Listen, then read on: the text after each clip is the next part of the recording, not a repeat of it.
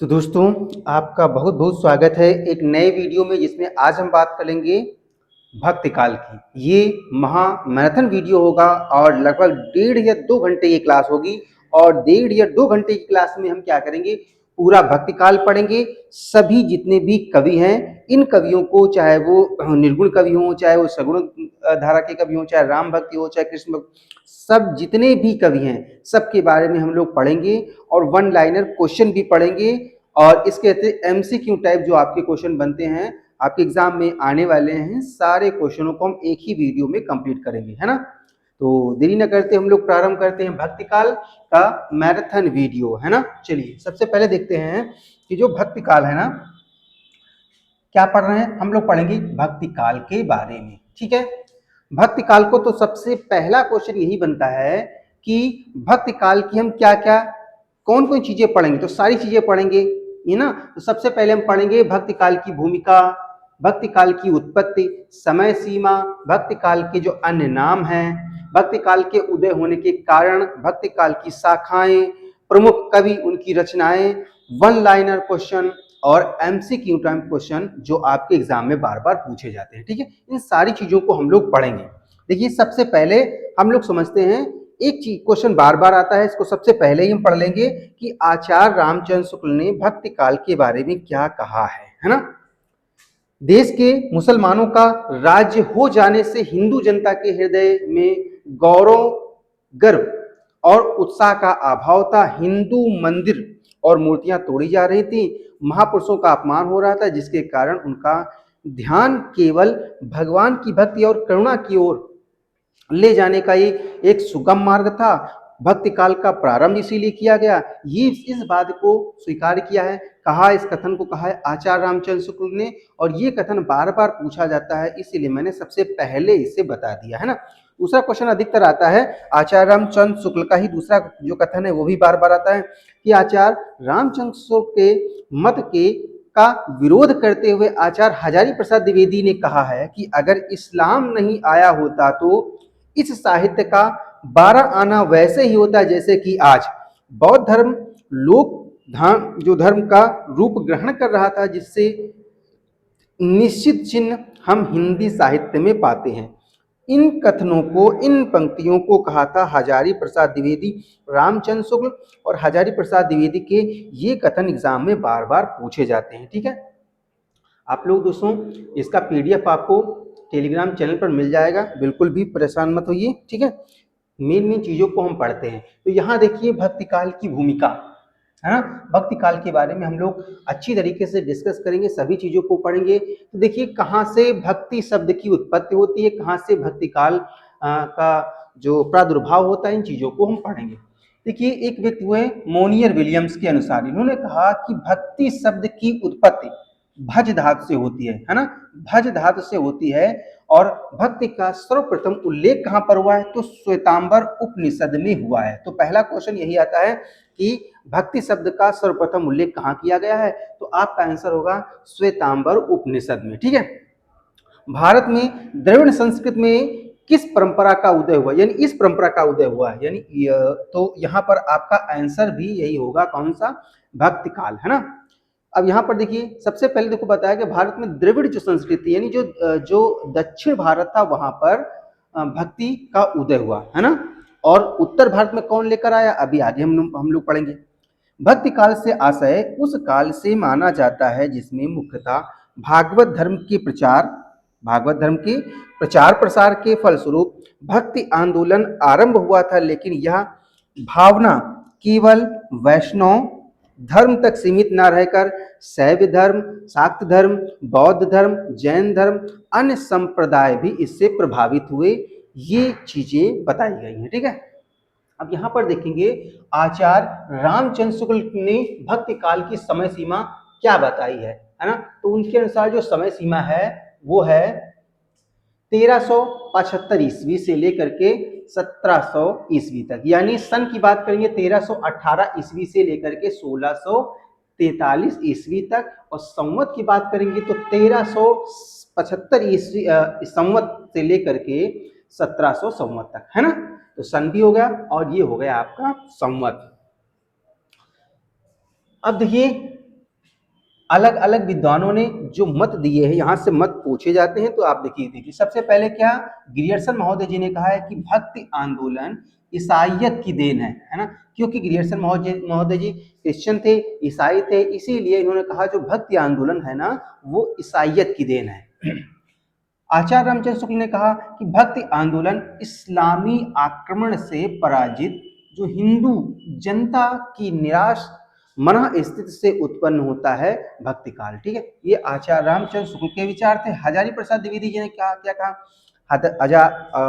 हजारी प्रसाद द्विवेदी जी ने कहा कि भक्ति आंदोलन भारतीय चिंतन धारा का स्वाभाविक विकास है, मतलब स्वभाव से ही विकास हुआ है। द्विवेदी जी भक्ति साहित्य को हत दर्प पराजित जाति का साहित्य नहीं मानते हैं, है ना। तो ये बात कही है हजारी प्रसाद द्विवेदी ने भक्ति काल के बारे में। रामविलास शर्मा का कथन कभी कभी पूछ लिया जाता है, तो भक्ति आंदोलन एक जाति और जनवादी आंदोलन है, इस बात को स्वीकार किया है रामविलास शर्मा ने। ठीक है, बच्चन सिंह ने क्या कहा है, इनके भी कथन आते हैं, तो भक्ति आंदोलन इतना व्यापक, गहरा, लोकोन्मुखी और प्रभावशाली था कि इसे देखकर किसी का आश्चर्यचकित हो जाना स्वाभाविक नहीं है। यह पहला भारतीय नवजागरण था जो कश्मीर से कन्याकुमारी और गुजरात से असम तक फैला हुआ था। ये बात कही थी बच्चन सिंह ने। ठीक है, इंपॉर्टेंट है। विभिन्न विद्वानों ने भक्ति आंदोलन के उद्गम स्थल के संबंध में अपना मत प्रस्तुत किया है। तो डॉक्टर सत्येंद्र जी ने, है ना, डॉक्टर सत्येंद्र जी ने कहा है कि भक्ति द्रविड़, इन्होंने बताया कि भक्ति द्रविड़ उपजी लाए रामानंद प्रगट किया कबीर ने सात द्वीप नौखंड। ये डॉक्टर सत्येंद्र जी ने, ये विद्वान इन्होंने प्रस्तुत किया, इन्होंने बताया है, मतलब इन्होंने बताया तो इन्होंने, लेकिन ये कथन किसके हैं? तो ये कथन कबीरदास जी के हैं, है ना। कथन किसके हैं? कथन कबीरदास जी के हैं, और लेकिन ये बात बताई किसने है? तो डॉक्टर सत्येंद्र ने। ठीक है, गिरियर्सन महोदय जी ने कहा कि ईसा की दूसरी और तीसरी शताब्दी में कुछ ईसाई मद्रास चेन्नई आकर बस गए, जिनके प्रभाव से भक्ति का विकास हुआ, है ना।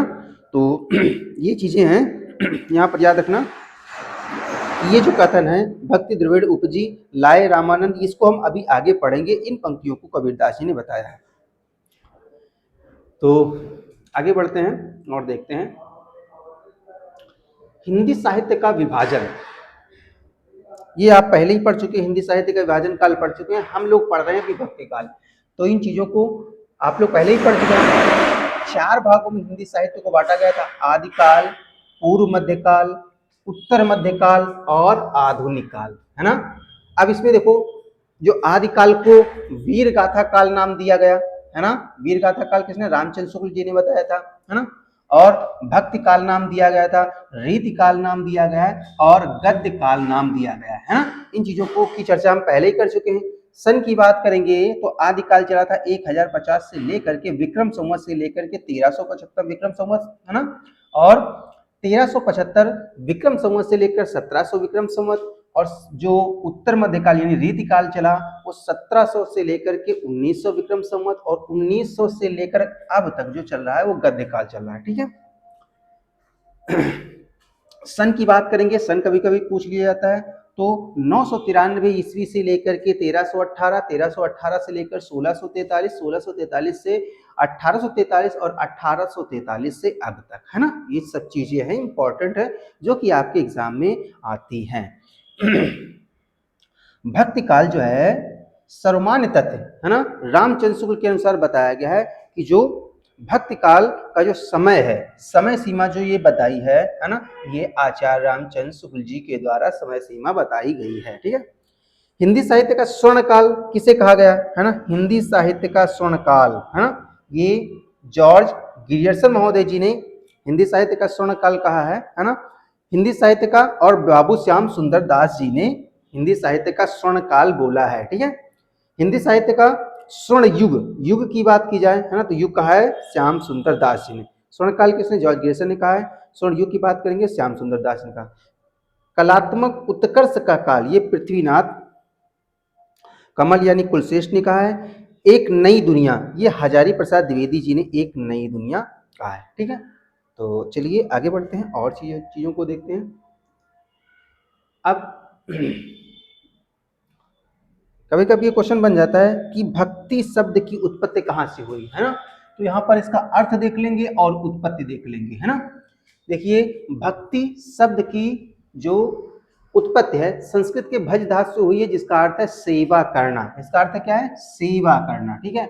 समर्पित होना, सेवा करना, समर्पित होना या प्रेम पूर्वक सम्मान करना इसका मतलब है। इस धातु से निष्पन्न भक्ति यानी शब्द का तात्पर्य ईश्वर के प्रति जो प्रेम पूर्ण समर्पण है, श्रद्धा है ना, इसे ही कहा जाता है भक्ति। और भक्ति का सबसे पहले जो उदाहरण मिलता है, जो सबसे पहला प्रयोग मिलता है, वो मिलता है श्वेतांबर उपनिषद में। इस चीज को पहले हम पढ़ चुके हैं, है ना। तो इन चीजों के बारे में हम पहले ही पढ़ चुके हैं अच्छी तरीके से। शॉर्ट में फिर से एक बार समझ लीजिए कि जो धातु है वो संस्कृत की भज धातु है। कौन सा? संस्कृत का है ना। इसका अर्थ है सेवा करना, आश्रय लेना या समर्पित होना।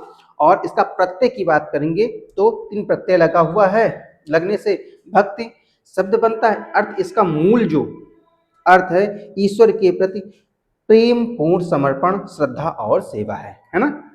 ये भक्ति शब्द का मेन आशय है। अब हम पढ़ लेंगे भक्ति शब्द की परिभाषा। भक्ति शब्द की परिभाषा की बात करें तो आचार्य रामचंद्र शुक्ल के अनुसार उन्होंने बताया है, क्या बताया? कहा है, परिभाषा में कहा है कि श्रद्धा और प्रेम के योग का नाम ही भक्ति है। ये भी क्वेश्चन पूछा जाता है, ठीक है। 1 लाइनर में क्वेश्चन ये आ सकता है, आपको याद रखना है कि श्रद्धा और प्रेम के योग का नाम क्या है? भक्ति है। स्पष्टीकरण में बताया है, शुक्ल जी ने कहा है कि शुक्ल जी ने भक्ति को केवल श्रद्धा या केवल प्रेम नहीं माना है, बल्कि इन दोनों भावनाओं का समन्वय माना है, जो भक्त को ईश्वर से जोड़ता है। किस चीज से जोड़ता है? ईश्वर से जोड़ता है। आचार्य हजारी प्रसाद द्विवेदी के अनुसार अगर देखा जाए तो, है ना, भगवान के प्रति अनन्यगामी प्रेम और एकांत प्रेम का नाम ही भक्ति है। ये बात कही आचार्य हजारी प्रसाद द्विवेदी जी ने, है ना। इसमें बताया गया कि द्विवेदी जी के अनुसार भक्ति वह अद्वितीय और एकनिष्ठ प्रेम है जो केवल और केवल ईश्वर के लिए होता है, किसी दूसरे व्यक्ति के लिए नहीं होता है। ये बात कही है हजारी प्रसाद द्विवेदी जी ने, ठीक है। सांडिल्य भक्ति सूत्र के अनुसार भक्ति काल से पूर्व का आधार ग्रंथ जिसका प्रभाव भक्ति काल पर था, है ना। परिभाषा बताया गया, सा पुराणुक्ति यानी ईश्वर के प्रति परम अनुरक्ति भक्ति है ना। इसका अर्थ यह है कि ईश्वर के प्रति तीव्र और सर्वोच्च आसक्ति या प्रेम ही भक्ति है। तो इस प्रकार से इस पूरे पेज में हम लोगों ने क्या पढ़ा? भक्ति की परिभाषा पढ़ ली, है ना। और सांडिल्य सूत्र जो है ये काफी बार आता है। चलिए अब देखते हैं भक्ति काल साहित्य की विशेषताएं, है ना। विशेषताओं में देखेंगे क्या है।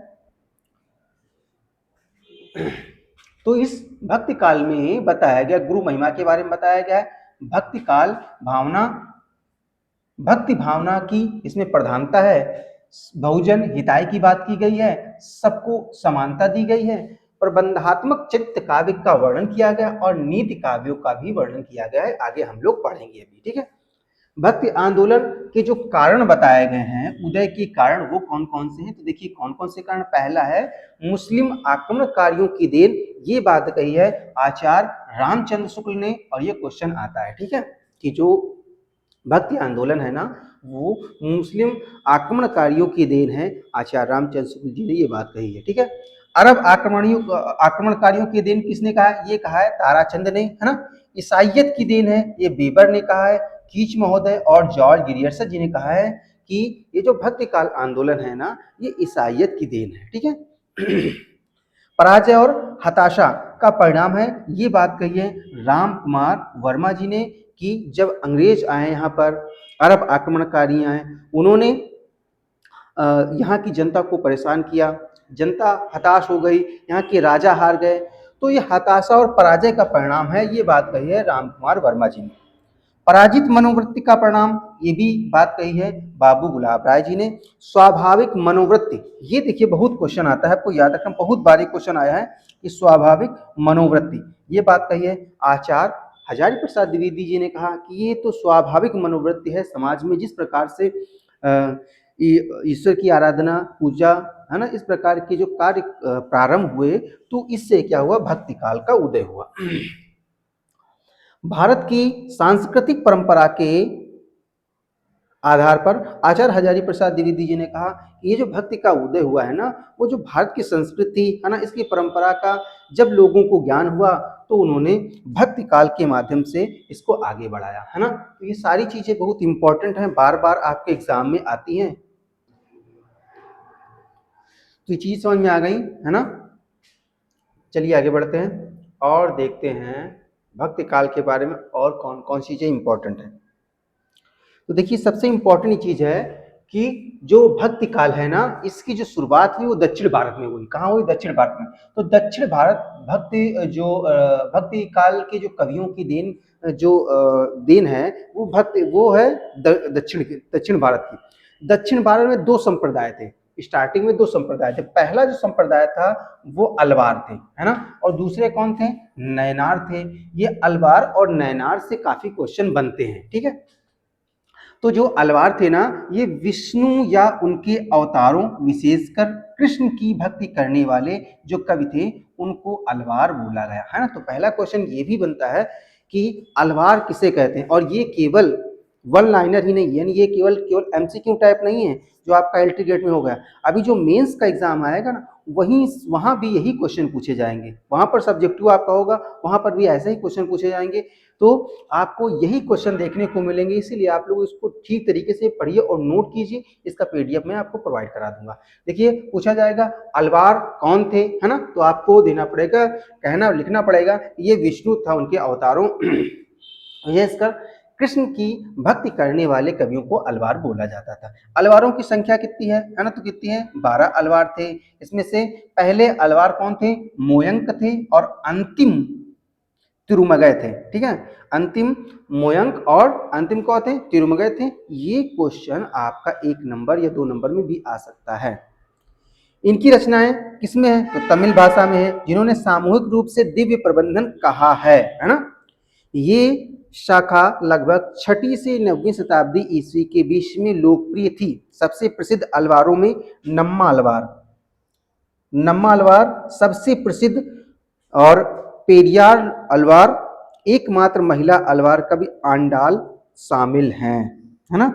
तो ये देखिए बात हो गई अलवारों की, और यहाँ पर बात होगी अब नयनारों की।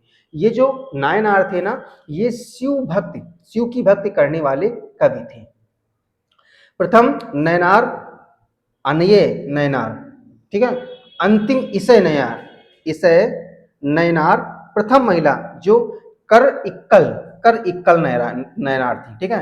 अनय कौन थे, ये प्रथम नयनार थे, है ना। अंतिम की बात की तो ईशय नयनार, और प्रथम महिला की बात करेंगे तो कर इक्कल नयनार थी। इनकी रचनाएं भी मुख्य रूप से तमिल भाषा में हैं, जिन्हें सामूहिक रूप से तिरुमुराई के रूप में संकलित किया गया है, ठीक है। ये शाखा भी लगभग 6वीं से 9वीं शताब्दी ईस्वी के बीच में सक्रिय थी। सबसे प्रसिद्ध नयनारों में अप्पर समंदर, है ना, सुंदरार और मणिक वाचकर शामिल हैं, ठीक है। ये तमिलनाडु क्षेत्र के 6वीं शताब्दी के आसपास शुरू हुआ था, है ना। तो यहाँ पर बात हो गई अलवारों की और बात हो गई नयनारों की, है ना। तो ये स्टार्टिंग की सारी चीजें हम लोग पढ़ चुके हैं। अब हम लोग मेन टॉपिक पर आते हैं, यहाँ से भक्ति काल, है ना। भक्ति काल में हमें क्या क्या पढ़ना है, देखिए भक्ति काल में हमें क्या क्या पढ़ना है, यहाँ पहले हम शॉर्ट तरीके से जान लेते हैं, उसके बाद में विस्तृत तरीके से हम लोग सभी चीजों को पढ़ेंगे। देखिए हमें पढ़ना है सबसे पहले निर्गुण काव्य धारा के बारे में। भक्ति काल को 2 काव्य धाराओं में बांटा गया है, एक तो निर्गुण काव्य धारा, एक है सगुण काव्य धारा, है ना। सभी चीजों को हम लोग पढ़ेंगे।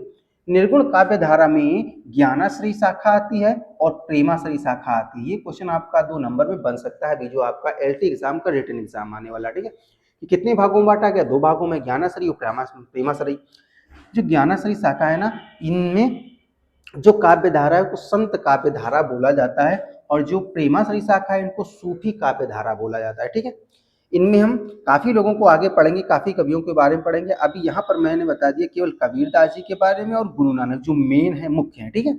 तो कबीरदास जी ने साखी शब्द रामायणी लिखी है और गुरु नानक ने राहिदास सोहिला लिखा है। ठीक है, जायसी इसमें जो सूफी काव्य है इसमें मलिक मोहम्मद जायसी को हम लोग विस्तृत तरीके से पढ़ेंगे। इन्होंने पद्मावत लिखी और चित्ररेखा लिखा है। कुतुबन को भी पढ़ेंगे और कुतुबन ने लिखा है मृगावती। ठीक है, अब आ जाइए इधर, सगुण काव्य धारा को दो भागों में बांटा गया। जैसे कि निर्गुण काव्य धारा को दो भागों में बांटा गया है, वैसे ये सगुण काव्य धारा को दो भागों में बांटा गया। पहला राम भक्ति शाखा और दूसरा है कृष्ण भक्ति शाखा, है ना। राम भक्ति शाखा में हम पढ़ेंगे भगवान श्री रामचंद्र जी को पढ़ेंगे। ठीक है, और अगर बात करेंगे कृष्ण भक्ति शाखा में हम लोग पढ़ेंगे श्री कृष्ण के गुणगान करने वाले कवियों के बारे में। ठीक है, इसमें हमको पढ़ना है तुलसीदास जी के बारे में और केशवदास जी के बारे में। इसके अतिरिक्त बहुत से अन्य कवि हैं, उनके बारे में भी हम लोग पढ़ेंगे। तुलसीदास जी ने क्या लिखा है इंपॉर्टेंट चीजें, तो रामचरितमानस, विनय पत्रिका, कवितावली, दोहावली, सबके बारे में हम लोग पढ़ेंगे, है ना। केशवदास के बारे में, रामचंद्रिका, रसिक प्रिय, है ना, इन चीजों के बारे में पढ़ेंगे। और कृष्ण भक्ति शाखा में सूरदास पढ़ेंगे, मीराबाई पढ़ेंगे। इसके अलावा भी काफी कवियों के बारे में हम लोग पढ़ेंगे, है ना। इन्होंने सूरदास जी ने के सूर सागर, सूर सरावली, है ना, गीत गोविंद का टीका, राग सोरठा, ये मीराबाई जी के द्वारा लिखे थे। तो यहाँ पर देखो मैंने फिर से बताया कि ज्ञानाश्रयी शाखा, है ना, इन्होंने निर्गुण ब्रह्म की। ज्ञानाश्रयी शाखा क्या है, 1 नंबर 2 नंबर में क्वेश्चन आएगा भैया कि ज्ञानाश्रयी शाखा क्या है। तो इसमें क्या होता है, निर्गुण ब्रह्म की उपासना की गई है तथा ज्ञान को अधिक महत्व दिया गया है। ज्ञानाश्रयी शाखा के प्रतिनिधि जो कवि हैं वो है कबीरदास जी। ठीक है, प्रेमाश्रयी शाखा की बात करेंगे तो इसमें कवियों ने प्रेम गाथाओं का वर्णन किया है, नायिका के लौकिक प्रेम का वर्णन किया है। इस काल के प्रमुख कवि मलिक मोहम्मद जायसी जी हैं। ठीक है, राम भक्ति शाखा में भगवान श्री रामचंद्र जी के गुणों का वर्णन किया गया है। कृष्ण भक्ति शाखा में श्री कृष्ण की बाल लीलाओं का वर्णन किया गया है, उनके विरह जो गोपियों की विरह व्यथा का वर्णन किया गया है। इस प्रकार से सारी चीजों को हम लोग स्टेप बाय स्टेप पढ़ेंगे और समझाते हुए चलेंगे, और जहां से क्वेश्चन बनना है उन चीजों को भी पढ़ेंगे, एमसीक्यू टाइप पढ़ेंगे और वन लाइनर इसी वीडियो में हम लोग पढ़ेंगे, है ना। तो चलिए इसके बाद वाला वीडियो देखते हैं, इसके बाद वाली स्लाइड देखते हैं आखिर उसमें क्या है। तो देखिए इन चीजों को हम लोग पढ़ चुके हैं। अब देखिए हम पढ़ेंगे सबसे पहले संत काव्य धारा के बारे में, ज्ञानाश्रयी शाखा के बारे में, है ना। सारे क्वेश्चनों को पढ़ेंगे जिससे कहीं से भी आप कहीं छूटने ना पाए। तो देखिए संत काव्य धारा में ज्ञानाश्रयी शाखा, जो ज्ञानाश्रयी शाखा है ना, उसको ज्ञानाश्रयी शाखा को किसने क्या नाम दिया है ना, इन चीजों को देखेंगे। तो सबसे पहले आचार्य रामचंद्र शुक्ल जी हैं, इन्होंने कहा है ज्ञानाश्रयी शाखा। क्या बोला है, ज्ञानाश्रयी शाखा। आचार्य हजारी प्रसाद द्विवेदी जी ने कहा है निर्गुण भक्ति धारा। क्या बोला है, निर्गुण भक्ति धारा, है ना। राम कुमार वर्मा जी ने कहा है संत काव्य धारा। परशुराम चतुर्वेदी जी ने कहा है संत काव्य धारा, है ना, इन्होंने भी कहा है संत काव्य धारा। और गणपत चंद्र गुप्त ने भी संत काव्य धारा कहा है ना। तो ये नामकरण किया है संत काव्य धारा का। तो ज्ञानाश्रयी आचार्य रामचंद्र शुक्ल, जो कि काफी बार पूछा जाता है, और निर्गुण की अगर बात आएगी तो हजारी प्रसाद द्विवेदी, है ना। देखिए यहाँ पर संत काव्य धारा के अंतर्गत संत कवियों के द्वारा ईश्वर की भक्ति और उन्हें प्राप्त करने का एकमात्र जो साधन बताया है ना, वो बताया ज्ञान को माना गया है। ज्ञान के द्वारा लोकहित और जनहित परम उद्देश्य है, और इस आधार पर आप लोकहित करके, जनहित करके, अपने विचारों की शुद्धता रख करके ईश्वर की प्राप्ति कर सकते हैं, ज्ञान की प्राप्ति कर सकते हैं। ये बात कही है इन संत कवि जो धारा के कवि हैं इन्होंने। ठीक है, फिर बताया कि निर्गुण काव्य धारा में भक्ति काल की वह शाखा है जिसके अंतर्गत ईश्वर के निराकार रूप की स्तुति की गई है, और इनकी दो प्रमुख शाखाएं, एक तो संत काव्य धारा, एक सूफी काव्य धारा, है ना। इन चीजों के बारे में पहले हम लोग पढ़ ही चुके हैं। चलिए आगे हम पढ़ते हैं। हाँ, अब यहाँ पर इंपॉर्टेंट चीजें क्या है, क्या हम आगे पढ़ने वाले हैं हम लोग, है ना। तो ये देखिए सबसे इंपॉर्टेंट, है ना, ज्ञानाश्रयी शाखा और निर्गुण भक्ति धारा की जो सबसे इंपॉर्टेंट जो कवि हैं वो हैं कबीरदास जी। कबीरदास को संत काव्यधारा के प्रवर्तक के रूप में माना जाता है। संत काव्यधारा के प्रवर्तक कौन है? वो हैं कबीरदास जी, है ना। कुछ लोग भी क्या करते हैं, धर्म प्रवर्तक के रूप में नामदेव को भी मानते हैं, है ना। तो आगे अभी हम डिस्कस करेंगे अच्छी तरीके से नामदेव के बारे में भी और कबीरदास जी के बारे में भी, ठीक है। संत काव्यधारा की विशेषता देख लीजिए, है ना। प्रवृत्तियां कौन कौन सी हैं, प्रवृत्तियां कौन कौन सी हैं, चलिए देखिए। संत काव्यधारा की विशेषताओं की बात करेंगे तो इसमें गुरु महिमा, है ना, लोकहित की भावना पर बल दिया गया है, ज्ञान को सर्वाधिक महत्व दिया गया है, आडंबरों का विरोध किया गया है, जाति प्रथा, छुआछूत, उच्च नीच और कर्म कांड का विरोध किया गया है, एकेश्वरवाद और शांत रस का प्रयोग करके व्यंग्यात्मक शैली का प्रयोग किया गया है, मुक्त काव्य की, यहाँ पर मुक्तक काव्य की प्रधानता, हिंदू मुस्लिम एकता का समर्थन किया गया है और अद्वैतवाद पर बल दिया गया है ना। इन चीजों पर बल दिया गया है। तो ये बात हो गई संत काव्यधारा की। और संत काव्यधारा में संत नामदेव को संत काव्यधारा का प्रवर्तक माना गया। देखो, कबीरदास जी को संत काव्यधारा का प्रवर्तक और संत नाम जी को संत काव्यधारा का प्रवर्तक तो किसने किसने माना? देखो, संत काव्य राम कुमार वर्मा, गणपत चंद्र गुप्त, इन्होंने क्या किया है, इन्होंने नामदेव को संत काव्यधारा का प्रवर्तक माना। तो काफी बार क्वेश्चन आया है कि राम कुमार वर्मा जी ने या गणपत चंद्र गुप्त जी ने किसको संत काव्यधारा का प्रवर्तक माना है? तो इन्होंने माना है, दोनों लोगों ने किसको माना है? नामदेव को। और इन तीनों लोगों ने माना है किसको? ये माना है इन्होंने कबीरदास जी को, ठीक है। और ये देखिए, चलो अब हम पढ़ लेते हैं। सबसे पहले हम लोग पढ़ेंगे संत नामदेव जी को, और संत नामदेव जी को गणपत चंद्र गुप्त और राम कुमार वर्मा जी ने प्रवर्तक माना है निर्गुण काव्य धारा का, ठीक है। तो देखिए, जन्म और मृत्यु। जन्म की बात करेंगे तो 1328 में इनका जन्म हुआ है और 1408 ईस्वी यानी संवत में इनकी मृत्यु हुई है, ठीक है। जन्म स्थान क्या है? तो जन्म स्थान है महाराष्ट्र। जाति के कौन से? तो जाति के थे दर्जी, है ना।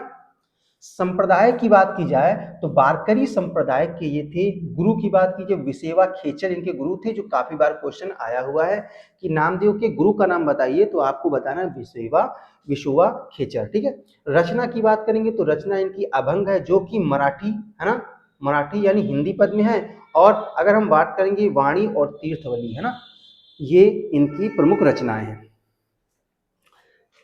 संत काव्य नामदेव, है ना। तो देखिए, सारी चीजें हम लोग इंपॉर्टेंट पढ़ रहे हैं। सभी चीजों के बारे में एक वीडियो में ही हम लोग कंप्लीट करेंगे। वीडियो दोस्तों अच्छा लग रहा हो तो वीडियो को लाइक कीजिए और चैनल को सब्सक्राइब कर लीजिए और शेयर कर दीजिए, क्योंकि आपको टॉपिक वाइज ही पढ़ाया जा रहा है। जो चीज़ें आपके एग्जाम में आनी है वही चीज़ें पढ़ाई जा रही हैं। तो वीडियो अगर अच्छा लग रहा हो तो लाइक, शेयर और सब्सक्राइब करें दोस्तों। संत नामदेव, है ना, इनके मुख्य तथ्य क्या है? देखिए, मूल नाम इनका क्या है? तो मूल है नाम है नामदेव दामा सेठी, है ना। पूरा नाम पूछा जा सकता है, क्या नाम है? नामदेव दामा सेठी। ये केवल आपके एमसीक्यू टाइप नहीं, इस प्रकार से हम पढ़ा रहे हैं कि आपके एमसीक्यू टाइप हो, चाहे आपका देखो टीजीटी का हो, पीजीटी का हो, एलटी ग्रेड हो, है ना, चाहे आपका रिटन एग्जाम हो, है ना, एमसीक्यू टाइप हो, वन लाइन हो, सारे क्वेश्चन यहीं से बनने वाले हैं ना। चलिए, जाति के थे दर्जी, है ना, सिंपी। ईश्वर भक्ति की बात करें तो पहले सगुण काव्य थे। सगुण भक्त यानी भगवान विठल विठोबा के साथ में थे, है ना। इन्होंने ये पहले सगुण भक्ति थे, ठीक है। बाद में ये निर्गुण भक्ति इन्होंने अपनाई। पहले सगुण भक्ति धारा के काव्य थे, इन्होंने प्रारंभ किया, लेकिन बाद में इन्होंने निर्गुण भक्ति अपनाई। इनके गुरु का नाम था नाथपंथी संत विशोबा खेचर जी थे, ठीक है। नाथपंथी थे, और नाथपंथ के बारे में इससे पहले वाले वीडियो में मैंने आदिकाल वाले वीडियो में खूब अच्छी तरीके से डिस्कस किया है ना, पूरे नाथ संप्रदाय के बारे में, जैन संप्रदाय सभी के बारे में। तो संप्रदाय की बात करेंगे तो वारकरी संप्रदाय के प्रमुख ये संत थे। प्रचार की बात करेंगे तो महाराष्ट्र के बाहर उत्तर भारत, विशेषकर पंजाब में भक्ति का प्रचार इन्होंने किया। मराठी में लगभग अभंग में इन्होंने 2000 पदों का संग्रह किया। हिंदी में पद यानी भजन लगभग इनके कहते हैं 100। श्री गुरु ग्रंथ साहिब में उनके 61 पद, ये क्वेश्चन बार बार आता है, आपको याद रखना है कि 61 पद, है ना, शब्द संकलित हैं। उन्होंने भक्ति के माध्यम से सामाजिक समानता और हरि नाम यानी भगवान का नाम के जाप पर जोर दिया है। तीर्थ स्थल उनकी समाधि पंढरपुर, है ना, में चंद्रभागा नदी के तट पर स्थित है। तो सबसे ज़्यादा जो इम्पोर्टेंट क्वेश्चन है वो यह है कि गुरु ग्रंथ साहिब में इनके कितने पद संकलित हैं, तो यह 61 है ना, सारी चीज़ें इंपॉर्टेंट है। तो ये बात हो गई, किसकी बात हो गई, ये नामदेव की बात हो गई। और अब हम पढ़ेंगे कबीरदास जी के। अब हम लोग पढ़ लेते हैं कबीरदास जी के बारे में इंपॉर्टेंट चीजें।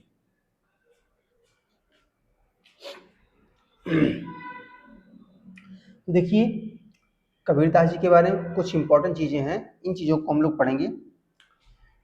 जो कबीरदास जी का जन्म हुआ था वो जन्म हुआ था 1398 ईस्वी में, और उनकी जो मृत्यु हुई थी वो हुई थी 1518 ईस्वी में। ठीक है, इनका जो जन्म स्थान था मगहर, काशी में इनका जन्म हुआ था। माता का नाम इनके नीरू था, नीरू और नीमा, है ना, नामक दाम्पत्य जुलाए थे जिन्होंने इनका पालन पोषण किया था। पत्नी का नाम था इनकी लोई, और पुत्र और पुत्री थी जिनका नाम था कमल और कमली, है ना। गुरु का नाम था इनके रामानंद, और समकालीन इनके शासक कौन थे, सिकंदर लोधी। यहाँ से क्वेश्चन बनता है कि इनके समकालीन शासक कबीरदास जी किसके समकालीन थे, है ना, तो सिकंदर लोधी के। इनके मुस्लिम जो गुरु थे वो थे सूफी फकीर शेख तकी, है ना, कबीरदास जी।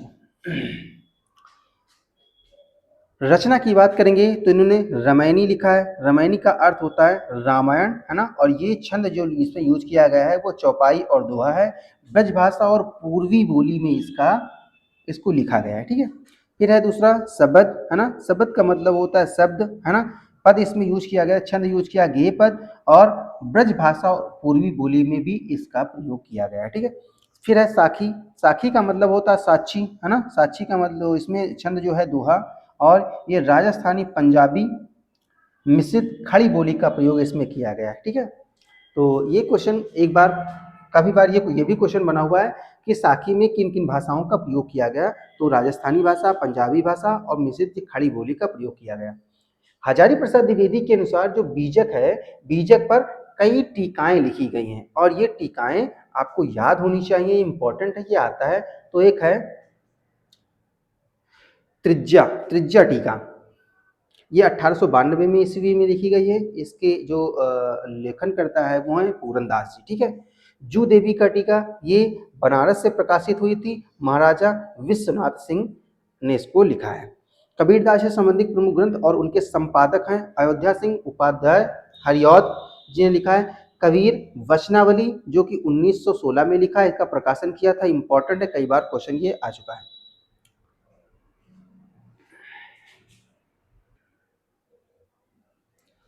तो देखिए संपादक, है ना, कबीर वचनावली 1916 में लिखी गई है। बाबू श्याम सुंदर दास जी ने कबीर ग्रंथावली लिखा है, और ये 1928 ईस्वी में लिखी गई है। डॉक्टर राम कुमार वर्मा ने संत कबीर नामक ग्रंथ लिखा है, और ये 1943 ईस्वी में लिखी गई है ना। ये सारी चीजें इंपॉर्टेंट हैं आपके एग्जाम बेस पर। ठीक है, अब अन्य चीजें पढ़ते हैं।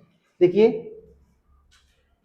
कबीरदास जी के, कबीरदास जी को जो मत है ना, देखो क्यों इनको, इनके आयु से संबंधित, इनके जन्म से संबंधित क्या क्या चीजें बताई गई। देखो 1455 साल गए, चंद्रवारिक ठाठ ठहे, और जेठ सुदी बरसात को पूर्णमासी प्रकट हुए। इनके जन्म स्थान के बारे में ये चीजें बताई जाती है कि इनका जन्म कब हुआ था, है ना। तो ये किसका मत है, तो ये कबीर पंथियों का मत है, जिसके अनुसार पर अनुमान लगाया जाता है कि कबीरदास जी का जन्म कब हुआ होगा। इनकी आयु के बारे में काफी विद्वानों में मतभेद है कि इनकी जो आयु थी वो 120 वर्ष में इनकी मृत्यु हुई, है ना। तो इनके बारे में भी एक दोहे के माध्यम से पता चलता है कि बाल पनो घौसा मैं गयो, 20 वर्ष तय चैत न भयो, और 20 लग कीन्ही भक्ति ता पीछे पाई है मुक्ति, है ना। इनके मृत्यु के संबंध में, इनके जन्म के संबंध में एक मत प्रचलित है, इन्होंने पंक्तियां लिखी हैं, और जो इनकी मृत्यु के समय में भी इनकी पंक्तियां कुछ प्रचलित हैं जो इस प्रकार से हैं। ठीक है, कबीर ग्रंथावली का संपादन सन 1985 ईस्वी में नागरी प्रचारणी सभा द्वारा प्रकाशित डॉक्टर श्याम सुंदर दास जी ने किया था, है ना। और नगर जो नागरी प्रचारणी सभा है क्या, कब इसकी स्थापना हुई, है ना, अध्यक्ष इसके कौन थे, सारी चीज़ों को मैंने पहले ही बताया है ना। आदिकाल का पूरा कंप्लीट हो गया है ना। रीतिकाल भी मैंने पढ़ा दिया है। ये भक्तिकाल की एक मैंने सोचा मैराथन वीडियो डाल देते जिससे कि एक ही वीडियो में सारी चीज़ें तुमको मिल जाए, है ना। तो हम लोग आधुनिक काल पढ़ रहे हैं, है ना। इसके बाद में आधुनिक काल अभी हम लोग पढ़ रहे हैं, लेकिन ये मैराथन वीडियो आप लोगों के लिए प्लेलिस्ट में चाहिए। हिंदी की प्लेलिस्ट में जाकर के हिंदी साहित्य का इतिहास आप पूरा देख सकते हैं और पीडीएफ टेलीग्राम चैनल पर फाइंड कर सकते हैं। आचार्य रामचंद्र शुक्ल के अनुसार कबीर की रचनावली कि सबसे जो प्राचीन प्रति है वो 1512 ईस्वी में लिखी है ना। इंपॉर्टेंट है ये क्वेश्चन, सबसे ज्यादा इंपॉर्टेंट है कि कबीर ग्रंथावली का संपादन कब किया गया, तो 1985 में किया गया है ना, डॉक्टर श्याम सुंदर दास जी के द्वारा। कबीर की वाणियों का सबसे पुराना नमूना जो है वो गुरु ग्रंथ साहिब में मिलता है। गुरु ग्रंथ साहिब में कबीर की साखियों को सलोकू, क्या बोला गया, सलोकू या फिर श्लोक कहा गया है। क्या कहा गया है, सलोकू या फिर श्लोक कहा गया है। कबीर परचयी के रचनाकार अनंत दास हैं, ये क्वेश्चन आया है। कबीर परचयी के रचनाकार कौन है, वो है अनंत दास जी।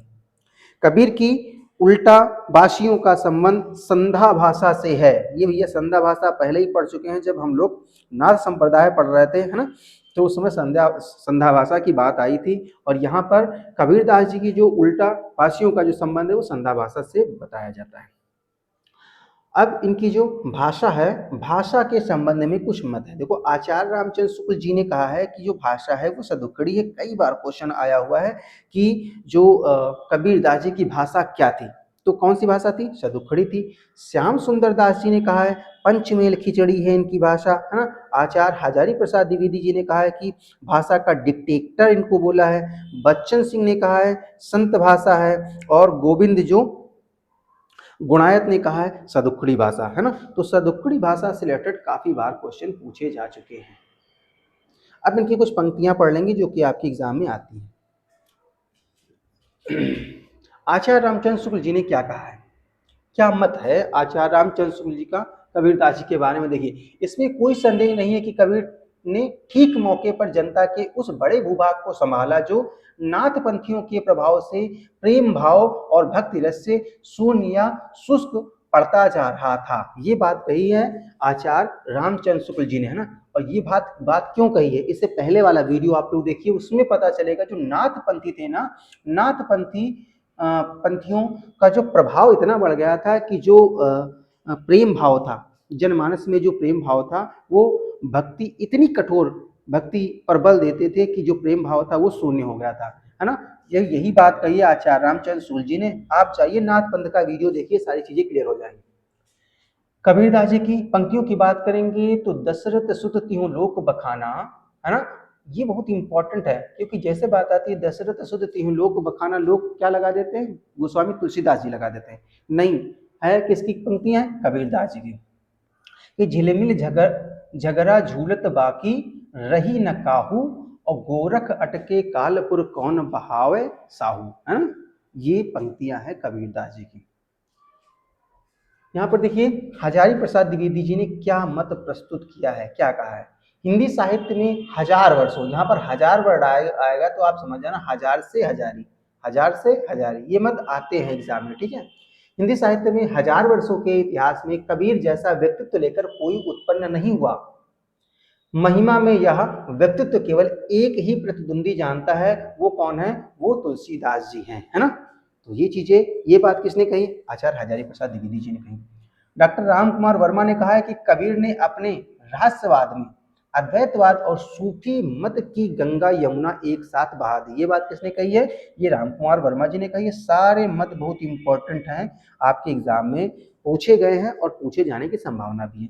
रहस्यवादी कवियों में कबीर का आसन सबसे ऊंचा है ना। शुद्ध रहस्यवाद केवल उन्हीं का है, ये बात कही है बाबू श्याम सुंदर दास जी ने। और बच्चन सिंह ने कहा है कि हिंदी भक्ति काव्यधारा का प्रधान क्रांतिकारी पुरस्कारकर्ता प्रस्तुत करते हैं होना चाहिए कबीरदास जी, ठीक है। चलिए आचार्य रामचंद्र शुक्ल ने और बातें क्या कही हैं, यहाँ पर देखिए। उन्होंने कहा है कि उन्होंने भारतीय ब्रह्मवाद के साथ में सूफियों के भावात्मक रहस्यवाद, हठ योगियों के साधनात्मक रहस्यवाद और वैष्णव के अहिंसावाद तथा प्रपत्तिवाद का मेल करके अपना ग्रंथ खड़ा किया है ना। यहाँ पर कबीरदास जी के बारे में हजारी प्रसाद द्विवेदी जी फिर लिखते हैं, पंक्ति में लिखते हैं, काफी बार ये भी पूछा गया, कबीर की वाणी में स्थान स्थान पर भावात्मक रहस्यवाद की जो झलक मिलती है वह सूफियों के सत्संग का प्रसाद है।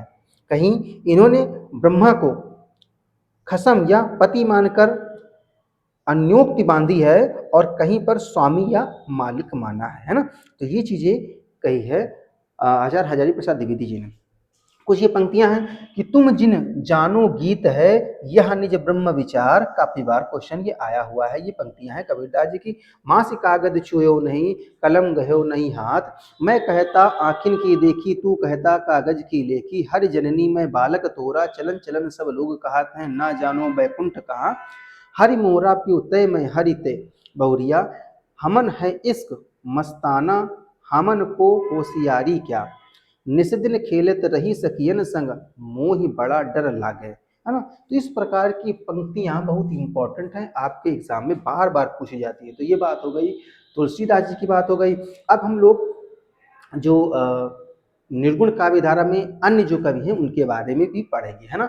जो नानक देव हो गए, गुरु नानक जी हो गए, इसके अलावा जी रैदास हो गए, जितने भी जो महान कवि हैं उनके बारे में जहाँ से क्वेश्चन पूछे जाते हैं उनको भी हम लोग इसी वीडियो में कंप्लीट करेंगे, ठीक है।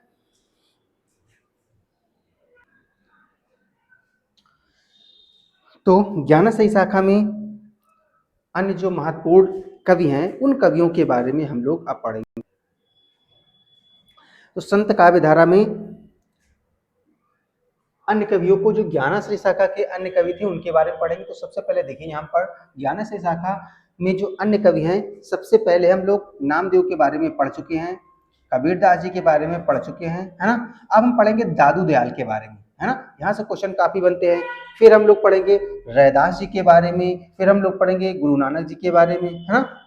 और जो कवि हैं एक दो उनके बारे में भी हम लोग पढ़ेंगे। देखिए यहाँ पर एक चीज काफी बार आता है, अद्वैतवाद संत कवि, है ना। अद्वैतवाद संत कवि कौन कौन हैं, तो उसमें कबीरदास जी हैं, दादू दयाल हैं, मलुकदास, ये तीन जो कवि हैं वो अद्वैतवाद में आते हैं, ठीक है। संत काव्य धारा का जो दार्शनिक सांस्कृतिक आधार वो क्या है ना। तो संत काव्य धारा में उपनिषद, अद्वैतवाद, इस्लाम, है ना, सूफी दर्शन, बौद्ध धर्म, ये जो है वो सांस्कृतिक दार्शनिक जो आधार है, ठीक है। यहाँ से क्वेश्चन बनता है कि प्रमुख निर्गुण महिलाएं कौन कौन सी हैं, है ना। तो उन महिलाओं में दयाबाई, सहजोबाई और बाबरी साहिबा, ये तीन महिलाएं प्रमुख हैं, ठीक है। तो इन चीजों के बारे में हम लोग पढ़ते हैं। संत काव्य धारा के प्रमुख कवि दादू दयाल।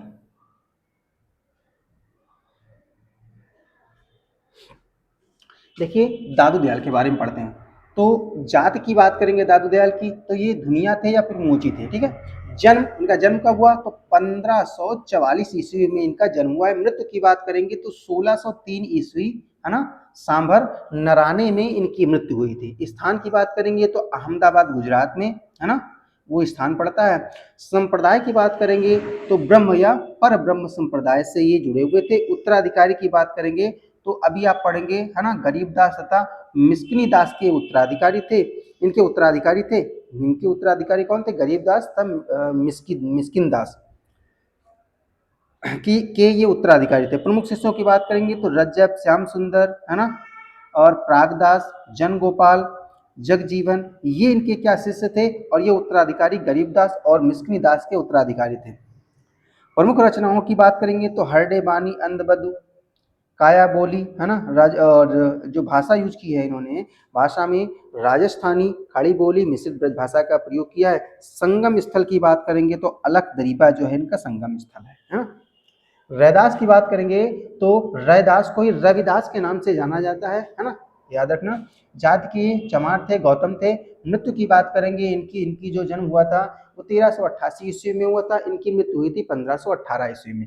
पत्नी का नाम क्या था, पत्नी का नाम था लोना, स्थान का नाम था काशी, और शिष्य के नाम, शिष्य बता दें तो ये मीराबाई और उदय, है ना। तो मीराबाई किसकी शिष्या थी, ये क्वेश्चन आता है तो आपका आंसर होगा रविदास जी, ठीक है। यहाँ पर हम लोग जल्दी जल्दी से इसलिए पढ़ रहे हैं कि आपका समय भी ना लगे और ये चीज़ें कंप्लीट भी हो जाएं, है ना। अगर आपको विस्तृत तरीके से ये चीज़ें पढ़नी है तो प्लेलिस्ट में जाइए और वहाँ पर ये आपको वीडियो मिल जाएंगी। इन विस्तृत तरीके से आप अलग अलग इन सारी वीडियो को आप पढ़ सकते हो, इन सारी चीज़ों को आप अलग अलग अच्छी तरीके से आराम से पढ़ सकते हो, है ना। यहाँ पर मैराथन वीडियो, इसलिए सारी चीज़ें हम एक में ही जल्दी जल्दी पढ़ा रहे हैं, ठीक है। रैदास या रविदास के 40 पद, है ना, गुरु ग्रंथ साहिब में संकलित हैं। और संत रविदास की प्रमुख विशेषता है निरहिता एवं जाति कुंठाहीनता। तो 40 पद इनके हैं और 61 पद किसके हैं, किसके हैं इसके 61 पद, वो हैं कबीरदास जी के, है ना। गुरु नानक देव, इनका जन्म हुआ था 1469 ईस्वी को। स्थान था तलवंडी लाहौर, है ना। पत्नी का नाम था सुलक्षणी और पुत्र थे श्रीचंद और लक्ष्मीचंद। संप्रदाय इनका सिख था। मूल प्रवर्तक थे इसके। रचनाएं जपूजी, आसदीबार, रहीरास और सोहिला, है ना। गुरु ग्रंथ साहिब जिसे नाम दिया गया। तो ये इनकी गुरु नानक देव जी की पूरी बातें थी, ठीक है। यह राजस्थान की प्रथम संत माने जाते हैं। इन्हें राजस्थान का कबीर भी माना जाता है। किसकी बात करेंगे, यहाँ पर बात कर रहे हैं दादू दयाल की। दादू दयाल को राजस्थान का प्रथम कवि माना जाता है, प्रथम संत माने जाते हैं। इन्हें राजस्थान का कबीर भी कहा जाता है। तो काफी बार क्वेश्चन ये आया हुआ है कि राजस्थान का कबीर किसे कहा जाता है, तो आपका आंसर होगा दादू दयाल। इनकी वाणी कबीर के टक्कर थी। तो किसकी वाणी कबीर के टक्कर थी, दादू दयाल जी की। दादू दयाल की वाणियों का सर्वप्रथम संपादन दो शिष्यों ने किया है। एक का नाम था संतदास, एक का नाम था जगन्नाथ दास। इंपॉर्टेंट है, किसमें किया है, किया था हरडे बानी में। काफी बार ये क्वेश्चन आया हुआ कि हरडे बानी में का संपादन किसने किया है, तो संतदास और जगन्नाथ दास ने किया है ना। किसकी, इसमें किसकी वाणियों का वर्णन किया गया, दादू दयाल के, है ना। तथा रज्जब ने क्या किया है, अंध बंध बधू शीर्षक से इसका संपादन किया है। दादू पंथ के प्रवर्तक दादू दयाल थे। दादू दयाल पंथ के लोग सत्य नाम कहकर अभिवादन करते थे, है ना। तो ये बात हो गई दादू दयाल की। इंपॉर्टेंट है, दादू दयाल से क्वेश्चन काफी पूछे जाते हैं। सिख संत, है ना, कौन कौन से अन्य सिख संत थे, यहाँ से उन चीजों के बारे में भी पढ़ लेंगे। देखिए, सिख संतों की कवियों की बात करेंगे, जन्म मृत्यु की बात करेंगे तो गुरु अंगद हुए इसके बाद में, है ना। गुरु अंगद 1500, इनका जन्म हुआ था 1504 में, मृत्यु हुई थी 1552 ईस्वी में। गुरु अमरदास जी थे 1479 ईस्वी से 1574 ईस्वी में। गुरु रामदास जी थे 1514 ईस्वी में जन्म हुआ था, इनकी मृत्यु हुई थी 1581 ईस्वी में। गुरु अर्जुन देव जी के बारे में आप लोगों ने सुना होगा, जन्म हुआ था 1563 ईस्वी में, मृत्यु हुई थी 1606 ईस्वी में। गुरु तेग बहादुर सिंह, है ना, 1622 ईस्वी में इनका जन्म हुआ था, 1675 ईस्वी में इनकी मृत्यु हुई थी। गुरु गोविंद सिंह की बात करेंगे तो 1664 ईस्वी में इनका जन्म हुआ था, 1718 ईस्वी में इनकी मृत्यु हुई थी, ठीक है। हरिदास निरंजनी, है ना, ये भी सिख संत हैं, हरिदास निरंजनी, है ना। इनके जो ग्रंथ है वो अष्टपदी जो ग्रंथ है, जो काफी बार क्वेश्चन में आया हुआ है, ठीक है। ब्रह्मा स्तुति, हंस प्रबोध ग्रंथ, निरपक मूल ग्रंथ, पूजा जोग ग्रंथ, समाधि जोग ग्रंथ, है ना, संग्राम जोग ग्रंथ। तो ये इनके प्रमुख ग्रंथ हैं। भाषा कौन सी है, सरल ब्रज भाषा का प्रयोग किया गया है ना। अब हम पढ़ेंगे जो सिंघा जी का, है ना। सिंघा जी एक थे जो कवि थे, उनसे इंपॉर्टेंट क्वेश्चन। सिंघा जी का जो दृढ़ उपदेश, सिंघा जी का आत्मबोध, सिंघा जी का दोष बोध, सिंघा जी का नरद, है ना, शरद, वाणी, सातवार, है ना, ये सिंघा के प्रमुख ग्रंथ थे, है ना। ये निमाड़ी, गुजराती, मराठी, राजस्थानी और हिंदी मिश्रित भाषा का इन्होंने प्रयोग किया। गुरु गोविंद सिंह अंतिम गुरु थे। उनकी रचनाएं चंडी चरित्र, दुर्गा तथा विचित्र नाटक है ना। तो ये अंतिम गुरु थे गुरु गोविंद सिंह जी। गुरु गोविंद सिंह जी ने गुरुओं की परंपरा समाप्त करके उनके स्थान पर गुरु ग्रंथ साहिब, गुरु ग्रंथ साहिब गुरु पद पर प्रतिष्ठित किया तथा दसम ग्रंथ की रचना की, है ना, दसम ग्रंथ की रचना की। तो ये इंपॉर्टेंट चीजें हैं सिख धर्म से रिलेटेड। तो ये और चीजों को हम लोग पढ़ लेंगे। मलूक दास जी के बारे में पढ़ेंगे, ठीक है। मलूक दास,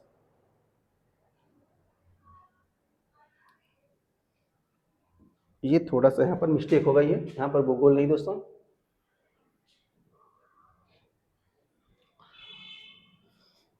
तो अब हम पढ़ेंगे मलूक दास जी के बारे में, और मलूक दास की इधर क्या है, कुछ इंपॉर्टेंट चीजें हैं, है ना। तो देखिए मलूक दास जी सारे, क्योंकि हम लोग क्या करेंगे, सारे संत जो काव्य धारा है, निर्गुण काव्य धारा है, इसका सारे कवियों को अच्छी तरीके से पढ़ेंगे, है ना। तो मलुकदास हो गए, है ना, इन्होंने क्या लिखा है, रत्न खान लिखा है, ज्ञान बोध लिखा है, ज्ञान परोक्षी लिखा है, भक्त वच्छावली लिखा है, भक्ति विवेक लिखा है, बारह खड़ी लिखा है, रामावतार लीला लिखा है, ब्रज लीला लिखा है, ध्रुव चरित्र लिखा है, सुख सागर लिखा है और शब्द लिखा है। ठीक है, अवधी भाषा में ये तीन रचनाएं हैं, कौन कौन सी, रत्न खान, ज्ञानबोधि और ज्ञान परोक्षी। ठीक है, और ये सारी जो रचनाएं नीचे वाली हैं ये ब्रज भाषा रचित है। ठीक है, निरंजनी संप्रदाय के परिवर्तक हरिदास निरंजनी थे, यहाँ से क्वेश्चन बनता है ना, हरिदास निरंजनी के बारे में। निरंजनी संप्रदाय उड़ीसा में प्रचलित था, इसका प्रमुख मठ डिंडवाना में है ना। निरंजनी संप्रदाय के बारे में, संत रज्जब का पूरा नाम जो था रज्जब अली खां था। ये इंपॉर्टेंट चीजें हैं जो आपके एग्जाम में यहाँ से क्वेश्चन बन सकता है। ठीक है, संत काव्य धारा, निर्गुण काव्य धारा का इसमें लास्ट में जो पॉइंट आते हैं उन पॉइंटों को हम लोग पढ़ रहे हैं। ठीक है, तो यहाँ पर देखो दादू की वाणियां हैं, है ना, उनको अकबर ने सर्वाधिक प्रभावित हुए। सबसे ज्यादा कौन प्रभावित हुआ, तो अकबर जी बहुत प्रभावित हुए। मलुक दास की भाषा अवधि तथा ब्रज भाषा थी, है ना, अवधि भाषा और ब्रज भाषा, अवधि नहीं यहाँ पर दोस्तों, अवधि भाषा। ठीक है, दादू की रचनाओं का प्रमाणिक जो संकलन है वो दादू दयाल का संपादन जो किया है वो क्या था, परशुराम चतुर्वेदी जी ने किया था, है ना। जम्बनाथ का समाधि स्थल जो है वो सम्राथल है। दादू दयाल की समाधि स्थल का नाम था अलख दरीबा, है ना। समाधि स्थल की बात कर ले, बाबा लाल के समाधि स्थल जो है वो है बड़ौदा। कबीरदास जी की जो समाधि स्थल है वो मगहर है। सुंदरदास जी की समाधि स्थल है वो सांगानेर है। दादू दयाल की समाधि स्थित का नाम है भरानी, और राजस्थान में ये समाधि स्थल है। ठीक है, तो ये सारी समाधि स्थलियों के बारे में बात की, यहाँ से क्वेश्चन बनता है ना, कि दादू दयाल के समाधि स्थल का क्या नाम है, तो आपका आंसर होगा अलख दरीबा, है ना। कबीरदास जी की समाधि स्थल का क्या नाम है, तो मगहर है। यहाँ से क्वेश्चन बनते हैं। ठीक है, अब हम देख लेंगे वन लाइनर क्वेश्चन जो कि आपके एग्जाम में काफी पूछे जाते हैं, और यहाँ पर एमसीक्यू टाइप क्वेश्चन भी इसमें से बनते हैं, वन लाइनर भी बनते हैं। देखिए कबीरदास में जो रहस्यवाद पाया जाता है वह अधिकतर सूफियों के प्रभाव के कारण है, ये बात किसने कही, तो ये बात कही है, अभी हम लोग पढ़ चुके हैं, आचार्य रामचंद्र शुक्ल जी ने ये बात कही है। और ये देखिए यूपीपीएससी जीडीसी 2021 में क्वेश्चन पूछा गया है। प्रभु तुम चंदन हम पानी जाकर अंग अंग बास समानी, यह पंक्ति किसकी है, कई बार ये क्वेश्चन आया हुआ है। ये जो पंक्तियां हैं वो है रैदास जी की, और यूपीपीएससी जीडीसी 2011 में क्वेश्चन आया हुआ है। वह संत जिसे विदेशी आक्रमणकारियों के खिलाफ आवाज उठाई थी वो थे गुरु नानक देव, और ये यूपी पीजीटी लेक्चरार में क्वेश्चन पूछा गया है। The school of the Hindi poetry, है ना, शोध ग्रंथ है, ये किसने लिखा था, तो ये लिखा था डॉक्टर पीताम्बर दत्त बर्थवाल ने, और ये क्वेश्चन आया हुआ है। माया महा ठगनी हम जानी कथन है, ये किसका है, तो ये कबीरदास जी का है। यूपी पीजीटी 2022 में क्वेश्चन आया हुआ है। कबीरदास जी की भाषा कौन सी थी, कई बार आया है, तो सदुखड़ी भाषा थी। एलटी गेट 2018 में क्वेश्चन पूछा गया है, और ये इजी, बिल्कुल इजी है, आप लोगों को इसको याद रखेंगे। ढाई अक्षर प्रेम के पढ़े सो पंडित होए, ये बात कही है कबीरदास जी ने। अजगर करे न चाकरी पंछी करे न काम, यह पंक्ति जो है वो मलूक दास की है। कई बार क्वेश्चन ये आया हुआ, ठीक है। यहाँ पर एक बार मैंने मेंशन किया 2014 में राजस्थान की भर्ती में, ठीक है। दादू दयाल का जो जन्म कहाँ पर हुआ था, तो अहमदाबाद में हुआ था। संत रज्जब द्वारा दादू दयाल के समग्र रचनाओं का जो संकलन किया गया है वो अंगबधू में किया गया है। सिकंदर लोधी के समकालीन कौन थे, तो कबीरदास जी थे, है ना। संत रैदास के गुरु का नाम क्या था, मतलब मीराबाई जी के गुरु का क्या नाम था, वो संत रैदास जी नाम था, ठीक है। आचार्य रामचंद्र शुक्ल के अनुसार आदि ग्रंथ साहिब में रविदास के कितने पद संकलित हैं, कितने पद संकलित हैं, 40। कबीरदास जी के कितने हैं, 61। कबीरदास जी के गुरु का नाम क्या था, तो रामानंद नाम था, ठीक है। संत काव्य धारा का नाम किसने दिया, राम कुमार वर्मा जी ने। निर्गुण काव्य किसने दिया, आचार्य हजारी प्रसाद द्विवेदी जी ने। संत काव्य नाम किसने दिया, संत काव्य नाम दिया था वो राम कुमार वर्मा जी ने, है ना। डॉक्टर गणपत चंद्र गुप्त ने दिया था। हरडे बानी और अंगबधू में किस संत की वाणी का संकलन है, बहुत इंपॉर्टेंट है, दादू दयाल जी की, ठीक है। रैदास का दूसरा नाम क्या है, तो हम पहले ही बता चुके, रैदास का जो दूसरा नाम है वो है रविदास, है ना।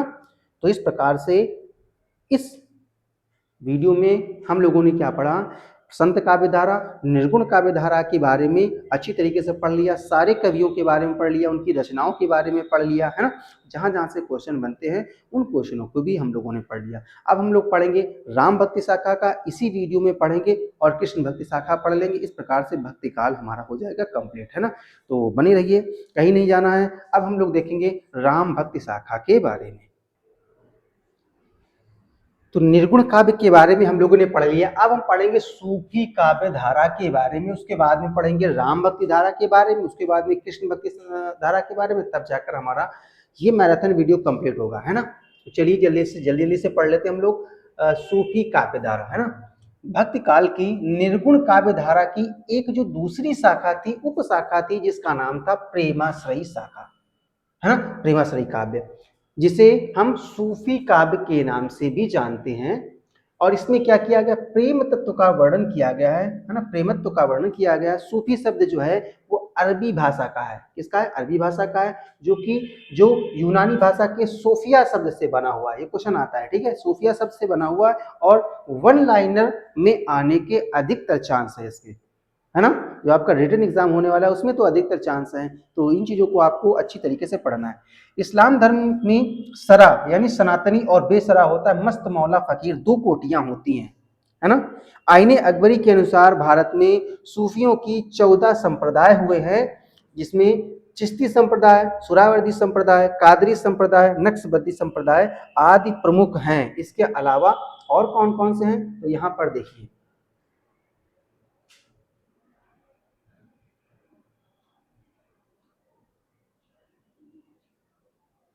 सूफी संप्रदाय, सूफी संप्रदाय में सूफी संतों द्वारा उर्दू भाषा का जन्म हुआ, ठीक है, उर्दू भाषा का जन्म हुआ। इसको दो भागों में बांटा गया, एक है बासरा, एक है बेसरा, ठीक है। बासरा में से होता है इस्लामी जो कानूनों के जो समर्थक थे उनको बोला गया बासरा, बाशरा। इस्लामी कानूनों से जो मुक्त थे ना उनको बोला गया बेशरा। तो अभी बात कीजिए इस्लामी कानून के समर्थक। इस्लामिक जो कानून के समर्थक थे उनमें 4 प्रकार के वर्ग थे, 4 प्रकार के सिलसिला चलता था। एक तो संप्रदाय था, मान लीजिए, एक तो चिश्ती सिलसिला था, ये चिश्ती संप्रदाय था। एक सुराहवर्दी सिलसिला था, सुराहवर्दी संप्रदाय था। कादरी सिलसिला या कादरी संप्रदाय, नक्शबंदी सिलसिला या फिर नक्शबंदी संप्रदाय, ठीक है। तो ये हो गए 4 सिलसिले। 4 सिलसिलों में देखिए, 4 सिलसिलों में देखेंगे अगर हम,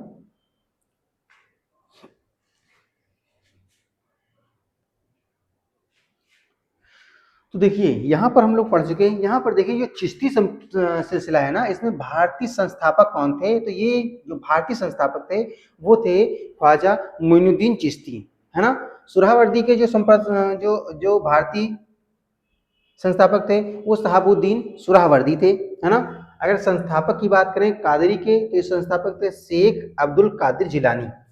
नक्शबंदी जो सिलसिला था, भारतीय प्रचारक थे ख्वाजा मोहम्मद बकी बिल्लाह बेरंग, है ना। तो अब यहाँ पर हमको पढ़ना है, यहाँ देखिए ये जा करके ये ज्यादा सक्सेस नहीं हुए, ये तीनों सिलसिले ज्यादा सक्सेस नहीं हुए, लेकिन चिश्ती जो सिलसिला था वो ज्यादा सफल हुआ। तो उसके पश्चात में इनकी 2 शाखाएं हुई, 2 शाखाएं, एक तो दक्षिण भारत में, एक उत्तर भारत में। देखिए दक्षिण भारत में एक शाखा गई और एक शाखा अपने प्रचार प्रसार के लिए उत्तर भारत में गई। तो जो दक्षिण भारत में है वो गए थे बुरहानुद्दीन गरीब और गेसुदराज, ये 2 लोग दक्षिण भारत में गए प्रचार प्रसार करने के लिए, है ना। और उत्तर भारत की हम लोग बात कर रहे हैं, तो यहाँ पर देखिए उत्तर भारत में जो आए तो ख्वाजा बख्तियार काकी, है ना, इनका आपने नाम सुना होगा, बाबा फरीद, हजरत निजामुद्दीन औलिया जी, है ना, जो फरीद के शिष्य थे, हजरत अलाउद्दीन साबिर और नसरुद्दीन चिरागे दिल्ली इनको बोला जाता था। ये जो है उत्तर भारत में ये जो जो संप्रदाय के जो शिष्य थे, है ना, तो ये उत्तर भारत में आए और प्रचार प्रसार किए। प्रचार प्रसार करने के पश्चात में अब चिश्ती सिलसिला के जो मुख्य उपदेशक कौन कौन से, देखिए यहाँ पर सारी चीज़ों को हम लोग पढ़ेंगे। चिश्ती सिलसिला के प्रमुख उपदेशक में बात करेंगे तो पहले सबसे पहले सूफी संत थे जिनका नाम था शेख ख्वाजा मोइनुद्दीन चिश्ती जी, ठीक है। ये इनकी जो मृत्यु हो गई थी 1236 ईस्वी में। इनका दरगाह स्थल जो है वो अजमेर राजस्थान में, जो आज भी प्रसिद्ध है ना, लोग इनकी दरगाह पर जाते हैं। ख्वाजा कुतुबुद्दीन बख्तियार काकी, है ना, इनके बारे में भी आप लोगों ने सुना होगा, है ना, बख्तियार काकी के बारे में। 1235 ईस्वी में, है ना, दिल्ली में इनकी दरगाह बनी हुई है। शेख फरीउद्दीन गज शक्कर शकर तो ये 1265 ईस्वी में। शेख निजामुद्दीन औलिया, है ना, 1325 ईस्वी में इनकी मृत्यु हुई थी। और शेख नसरुद्दीन चिराग डेली, ये 1356 ईस्वी में दिल्ली में इनका दरगाह बनी हुई है ना। तो ये सारी चीजें हो गई इंपॉर्टेंट जो कि आपके एग्जाम में आती हैं, ठीक है।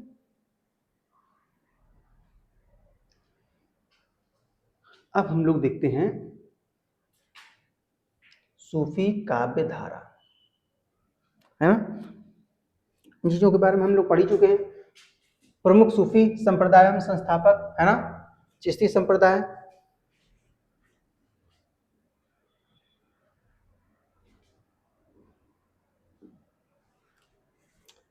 चिश्ती संप्रदाय, है ना। आदि प्रवर्तक की बात की जाए तो अबू अब्दुल्ला चिश्ती थे, आदि प्रवर्तक, ठीक है। और भारत में प्रवर्तक जो थे वो थे मोइनुद्दीन चिश्ती। समय कौन सा था तो 12वीं सदी का उत्तरार्ध वर्ष था, ठीक है। सुरावर्दी संप्रदाय की बात करेंगे, है ना, तो आदि प्रवर्तक का पता नहीं है। जलाउद्दीन सुर्खपोश, ये भारतीय प्रचारक थे। 13वीं सदी का जो पुरवार था उसमें ये अधिकतर प्रसिद्ध हुआ। कादरी संप्रदाय की बात करेंगे तो अब्दुल कादरी जिलानी थे, है ना। बदंगी मोहम्मद गौस जी जो भारतीय प्रवर्तक थे, ये 15वीं सदी के उत्तरार्ध में अधिक प्रसिद्धि प्राप्त की। नक्शबंदी संप्रदाय, है ना, वहा अलदीन नक्श थे, आदि प्रवर्तक। मोहम्मद बाकी गिल्ला बैरंग थे, भारतीय प्रवर्तक। और 16वीं सदी में उत्तरार्ध में इनको प्रसिद्धि मिली, ठीक है। सूफी काव्यधारा हम लोग पढ़ रहे थे, सूफी काव्यधारा। यहाँ से कुछ क्वेश्चन बनते हैं, वो कौन से क्वेश्चन हैं, क्या क्या पूछा जाता है, ये देखिए। इसमें पूछा जाता है शरीयत का मतलब क्या है। तो शरीयत का मतलब होता है आचरण, यानी आचरण कैसा होना चाहिए, इस्लाम धर्म के अकॉर्डिंग कैसा आचरण होना चाहिए। फिर दूसरा वर्ड है तरीकत। तरीकत मीन्स होता है उपासना कैसी होनी चाहिए। हकीकत मीन्स होता है सिद्धावस्था कैसी होनी चाहिए। और मारिफत का मतलब होता है सत्यबोध, ये कैसा होना चाहिए। सूफी साधना के अनुसार मनुष्य के 4 विभाग बताए गए हैं। पहला बताया गया नफस। नफस का मतलब होता है अपनी इंद्रियों पर कंट्रोल करना। अक्ल, अक्ल मीन्स होता है बुद्धि, है ना। क्लब, क्लब मीन्स होता है हृदय। और रूह मीन्स होता है आत्मा। इन चीजों के बारे में बताया गया है सूफी संतों के द्वारा। राजस्थानी भाषा का प्रमुख जो प्रेमाख्यान काव्य है, यहाँ से क्वेश्चन बनते हैं। तो एक सबसे पहले जो आता है वो असाइयत आता है ना। इसको कवि असाइयत है। और प्रेमाख्यान इन्होंने काव्य लिखा, हंसावली लिखा है। इंपॉर्टेंट है, एग्जाम में बार बार पूछा जाता है। दामोदर शर्मा के द्वारा लखम सेन पद्मावती कथा लिखा गया है। गणपत चंद्र गुप्त के द्वारा लिखे गए माधवानल काम कंदला, ये गणपति हैं, गणपत चंद्र गुप्त नहीं, गणपत हैं, ठीक है। कुशल लाभ के द्वारा माधवानल काम कंदला, है ना, इन्होंने लिखा है। जटमल के द्वारा प्रेम विलास प्रेमलता की कथा बोला गया। और नारायण दास के द्वारा छिकाई वार्ता राजस्थानी और ब्रजभाषा में लिखा गया। तो ये प्रेमाख्यान काव्य है।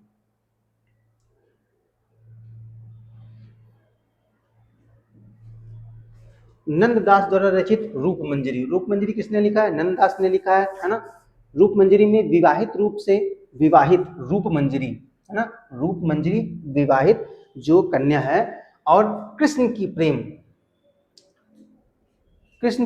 प्रेम कथा का वर्णन किया गया है रूप मंजरी में। नंद दास कृत रूप मंजरी ब्रज भाषा में रचित एक प्रेमाख्यान काव्य है ना।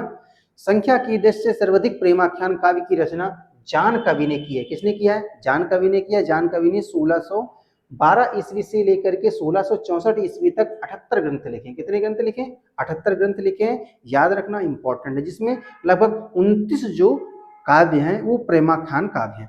जान कवि हिंदी के प्रथम कवि हैं जिन्होंने फारसी में लैला मजनू काव्य लिखा है, ठीक है। तो लैला मजनू किसने लिखा है, वो फारसी भाषा में लिखा है जान कवि के द्वारा, इंपॉर्टेंट है, ठीक है। कवि असाइयत ने असाइयत ने अपने ग्रंथ हंसावली हंसावली का जो स्रोत बताया है वो विक्रम बेताल की कथा को बताया है। विक्रम बेताल की कथा इंपॉर्टेंट है, यहां से क्वेश्चन पूछे जाते हैं। ठीक है,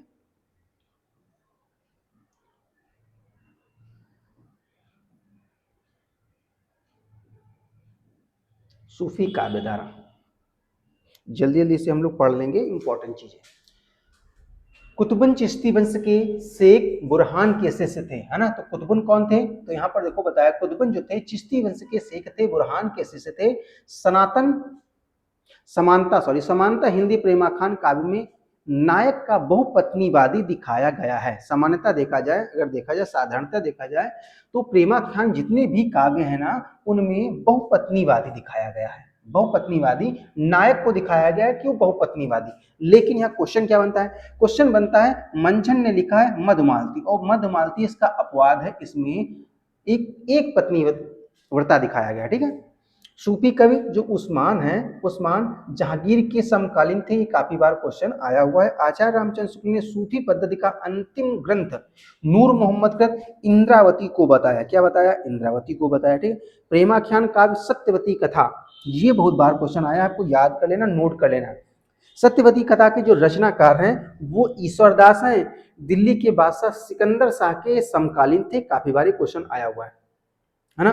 मृगावती के रचयिता कुतुबुल जौनपुर के बादशाह हुसैन शाह के आश्रित थे। तो ये बात हो गई इंपॉर्टेंट, यहाँ से क्वेश्चन बनते हैं। मलिक मोहम्मद जायसी के बारे में अब हम लोग पढ़ लेंगे, यहाँ से इंपॉर्टेंट है, सारे क्वेश्चन यहाँ से पूछे जाते हैं, सारी चीज़ों को हम लोग क्लियर कर लेंगे। हम पढ़ेंगे अब मलिक मोहम्मद जायसी के बारे में। देखो सभी सूफी संतों के बारे में हम लोगों ने पहले पढ़ लिया, अब हम पढ़ेंगे मलिक मोहम्मद जायसी के बारे में। जायसी प्रसिद्ध सूफी फकीर मोहिदी मोहिदी यानी मोहिउद्दीन के शिष्य थे। तो किसके शिष्य थे, मोहिउद्दीन के। इंपॉर्टेंट है, क्वेश्चन बन सकता है। यह अमेठी के निकट जायस के रहने वाले थे। कहाँ के रहने वाले थे, जायस के। मलिक मोहम्मद जायसी ने अपने पूर्व रचित 4 प्रेमाख्यान काव्य, कितने हैं, 4 प्रेमाख्यान काव्य। इसमें पहला है मुग्धावती, मधुमालती, मृगावती और प्रेमावती, है ना, का उल्लेख किया है। मलिक मोहम्मद जायसी के महत्वपूर्ण ग्रंथों की बात की जाए तो इन्होंने पद्मावत लिखा है, अखरावट लिखा है, आखिरी कलाम लिखा है, चित्रलेखा लिखा है, कहरानामा लिखा है, मसलानामा लिखा है और कन्हावत लिखा है। तो ये चीजें लिखी हैं मलिक मोहम्मद जायसी ने। पद्मावत में दोहा चौपाई का क्रम है, 7 चौपाई के बाद में एक दोहा आता है, ये इंपॉर्टेंट है। आचार्य रामचंद्र शुक्ल ने पद्मावत को फारसी मनसबी महाकाव्य घोषित किया है। फारसी मनसबी महाकाव्य कौन सा है, कई बार क्वेश्चन आया है, तो आपका आंसर होगा पद्मावत। ठीक है, लास्ट पेज है ये सूफी संत का, पढ़ लेंगे। पद्मावत प्रणय गाथा, राजा रतन सिंह पद्मावती और नागमती के प्रेम की कथा है, ये है पद्मावती। ठीक है, आपने पद्मावती मूवी भी देखी होगी, पिक्चर भी देखी होगी, और इससे सारी चीजें आपको समझ में आ गई होंगी। अखरावट की बात करें, अखरावट से क्वेश्चन बनता है। अखरावट सृष्टि की उत्पत्ति से संबंधित हिंदी वर्णमाला का एक एक अक्षर से लेकर जायसी ने सैद्धांतिक बातें की हैं अखरावट में, ये इंपॉर्टेंट है, ये क्वेश्चन बनता है। आखिरी कलाम, पहले से संबंध कथा, इसमें कयामत का वर्णन किया गया है ना। तो कयामत का वर्णन किसमें किया गया, आखिरी कलाम में किया गया है। तथा बादशाह बाबर की प्रशंसा की गई है। तो 2 प्रकार से क्वेश्चन बनता है कि बादशाह बाबर की प्रशंसा किसमें की गई है, कयामत की बात किसमें की गई है, आखिरी कलाम में की गई। चित्ररेखा क्या है, एक लघु प्रेमाख्यान काव्य है। तो लघु प्रेमाख्यान काव्य कौन सा है, मलिक मोहम्मद जायसी का चित्ररेखा है। कहरानामा, इसमें आध्यात्मिक विवाह की चर्चा की गई है, आध्यात्मिक विवाह, है ना, की चर्चा की गई, या कहरवा शैली में लिखित है। तो क्वेश्चन काफी बनता है कि कहरवा शैली में मलिक मोहम्मद जायसी का कौन सा ग्रंथ लिखा गया, तो आपका आंसर होगा कहरानामा। मसलानामा, इस ग्रंथ में ईश्वर भक्ति के प्रति प्रेम निवेदन किया गया है।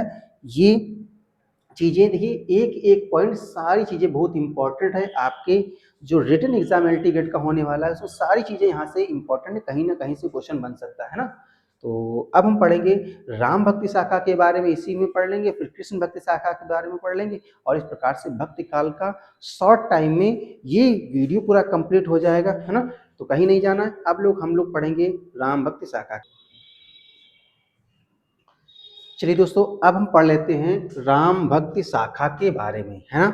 वीडियो कैसा लग रहा है? अगर वीडियो दोस्तों अच्छा लग रहा हो तो वीडियो को लाइक कर दीजिए, है ना? चैनल को सब्सक्राइब कर लीजिए और लोगों तक शेयर कर दीजिए जिससे कि ये वीडियो सभी तक पहुंच जाए। तो अब हम बात करेंगे राम भक्ति शाखा के बारे में, ठीक है? राम भक्ति शाखा में सबसे पहले हमें पढ़ना है अग्रदास जी के बारे में, है ना? अग्रदास जी के बारे में पढ़ना है, फिर ईश्वरदास जी के बारे में पढ़ना है, फिर नाभादास जी के बारे में पढ़ना है और अंततः हमको पढ़ना है तुलसीदास जी के बारे में। और इस प्रकार से राम भक्ति शाखा से जहाँ से क्वेश्चन बनते हैं उन चीज़ों को हम पढ़ेंगे। देखिए पहले अग्रदास की रचनाएं, तो पहली रचना कौन सी? हितोपदेश है, ध्यान मंजरी है, राम ध्यान मंजरी, कुंडलियां अष्टयाम या रामाष्टयाम, ये अग्रदास की प्रमुख रचनाएं हैं, इंपॉर्टेंट है, ठीक है? ये जो कवि है ना, ये राम भक्ति शाखा के कवि हैं, आपको याद रखना है। सत्यवती कथा ईश्वरदास जी ने क्या लिखा है? सत्यवती कथा लिखा है, भरत मिलाप लिखा है, अंगद पैज लिखा हुआ है, पहला प्रेमाख्यान काव्य इन्होंने ही लिखा हुआ है ना? हजारी प्रसाद द्विवेदी जी ने बताया है कि जो पहला प्रेमाख्यान काव्य है सत्यवती कथा, ये ईश्वरदास जी ने लिखा है। नाभादास की बात हम पहले ही किए थे, सबसे पहले मैंने बात किया था, मतलब आदिकाल में ही नाभादास जी की चर्चा हुई थी, जिसमें मैंने बताया था कि नाभादास जी ने किस प्रकार से संकलन किया है ना? किस प्रकार से कवियों का संकलन किया है, उन्होंने भक्तमाल लिखा है। ये तुलसीदास जी के मित्र थे, है ना? तो ये भी क्वेश्चन बन सकता है, तुलसीदास जी के मित्र कौन से थे? तो नाभादास जी। नारायण दास इनका नाम था, वास्तविक जो नाम था इनका नाम था नारायण दास, और इन्होंने 200 भक्त कवियों का, है ना, चरित्र लिखा है, जो कि मैंने आदिकाल वाले वीडियो में ही बताया था कि कहाँ से हिंदी साहित्य का उद्भव और विकास माना जाता है, उसमें मैंने बताया था नाभादास जी के बारे में। तुलसीदास जी के बारे में आप लोगों को तो पता ही है, रामचरितमानस इन्होंने लिखा है, जानकी मंगल लिखा है, पार्वती मंगल लिखा है ना? बरबय रामायण लिखा है, वैराग्य संदीपनी लिखा है। इन चीज़ों के बारे में भी हम लोग डिस्क्राइब करेंगे, यानी अच्छी तरीके से पढ़ेंगे, है ना? राम भक्ति शाखा बिल्कुल स्टार्ट से। तो देखिए राम भक्ति शाखा के बारे में जब पढ़ना हम लोग प्रारंभ करते हैं तो सबसे पहले पढ़ते हैं कि भाई राम भक्ति शाखा का उद्भव विकास कहाँ से माना जाता है। रामानुजाचार्य ने श्री संप्रदाय की स्थापना की, है ना? तो श्री संप्रदाय की स्थापना किसने की? रामानुजाचार्य ने। इनका दार्शनिक मत कौन सा था? विशिष्टा द्वैतवाद था, है ना? विशिष्टा द्वैतवाद पर आधारित था। रामानुजाचार्य की जो शिष्य परंपरा में, समझ रहे हो ना, रामानुजाचार्य थे, इनकी शिष्य परंपरा में 13वें जो शिष्य थे उनका नाम था राघवानंद। समझ में कि नहीं? तो जो 13वें शिष्य थे उनका नाम था राघवानंद, है ना? कौन से क्रम के थे? 13वें, याद रखना कौन से क्रम के थे? 13वें। और राघवानंद काशी में रहते थे। कहाँ रहते थे? तो राघवानंद रहते थे काशी में, है ना? पूरी कहानी समझते चलना कैसे राम भक्ति शाखा का उदय होता है ना? स्थापना की बात करेंगे तो मैंने बताया रामानुजाचार्य, है ना? और इन्होंने कौन से संप्रदाय को स्थापित किया, कौन से संप्रदाय को मान्यता दी, है ना? उसके पश्चात में अगर 13वीं शिष्य की बात करेंगे तो राघवानंद थे। राघवानंद काशी में रहते थे। राघवानंद ने काशी में रामानंद को दीक्षा दी। अब यहाँ से कहानी समझिए, रामानंद को किसने दीक्षा दी थी? राघवानंद ने। इन्होंने क्या किया? दीक्षा दिया रामानंद को।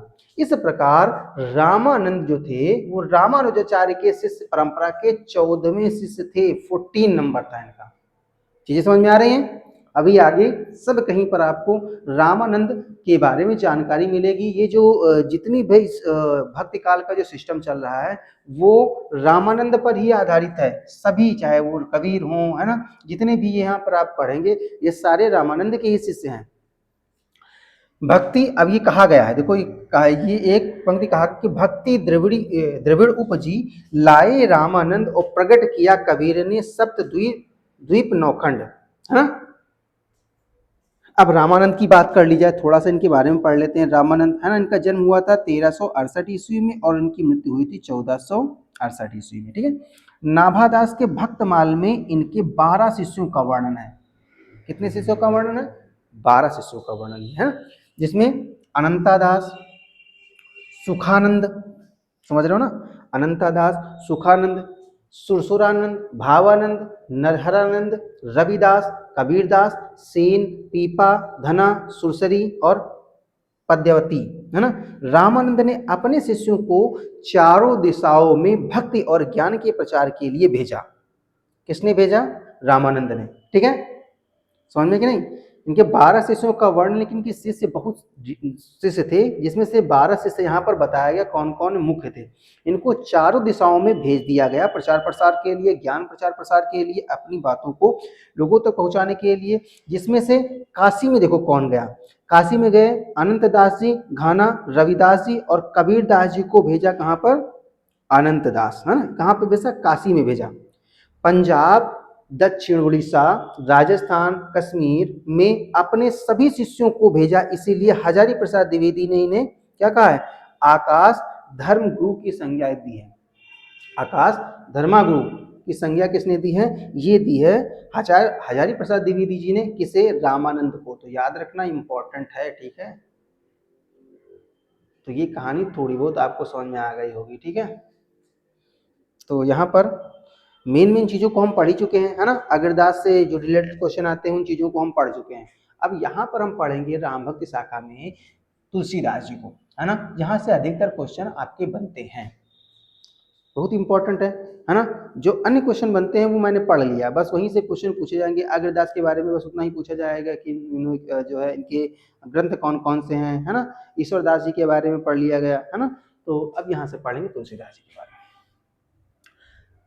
तुलसीदास जी का जन्म हुआ था 1532 ईस्वी में हुआ था, मृत्यु हुई थी 1623 ईस्वी में। जन्म स्थान का है राजापुर बांदा, है ना, सोरो सूकर खेत कुछ लोग मानते हैं।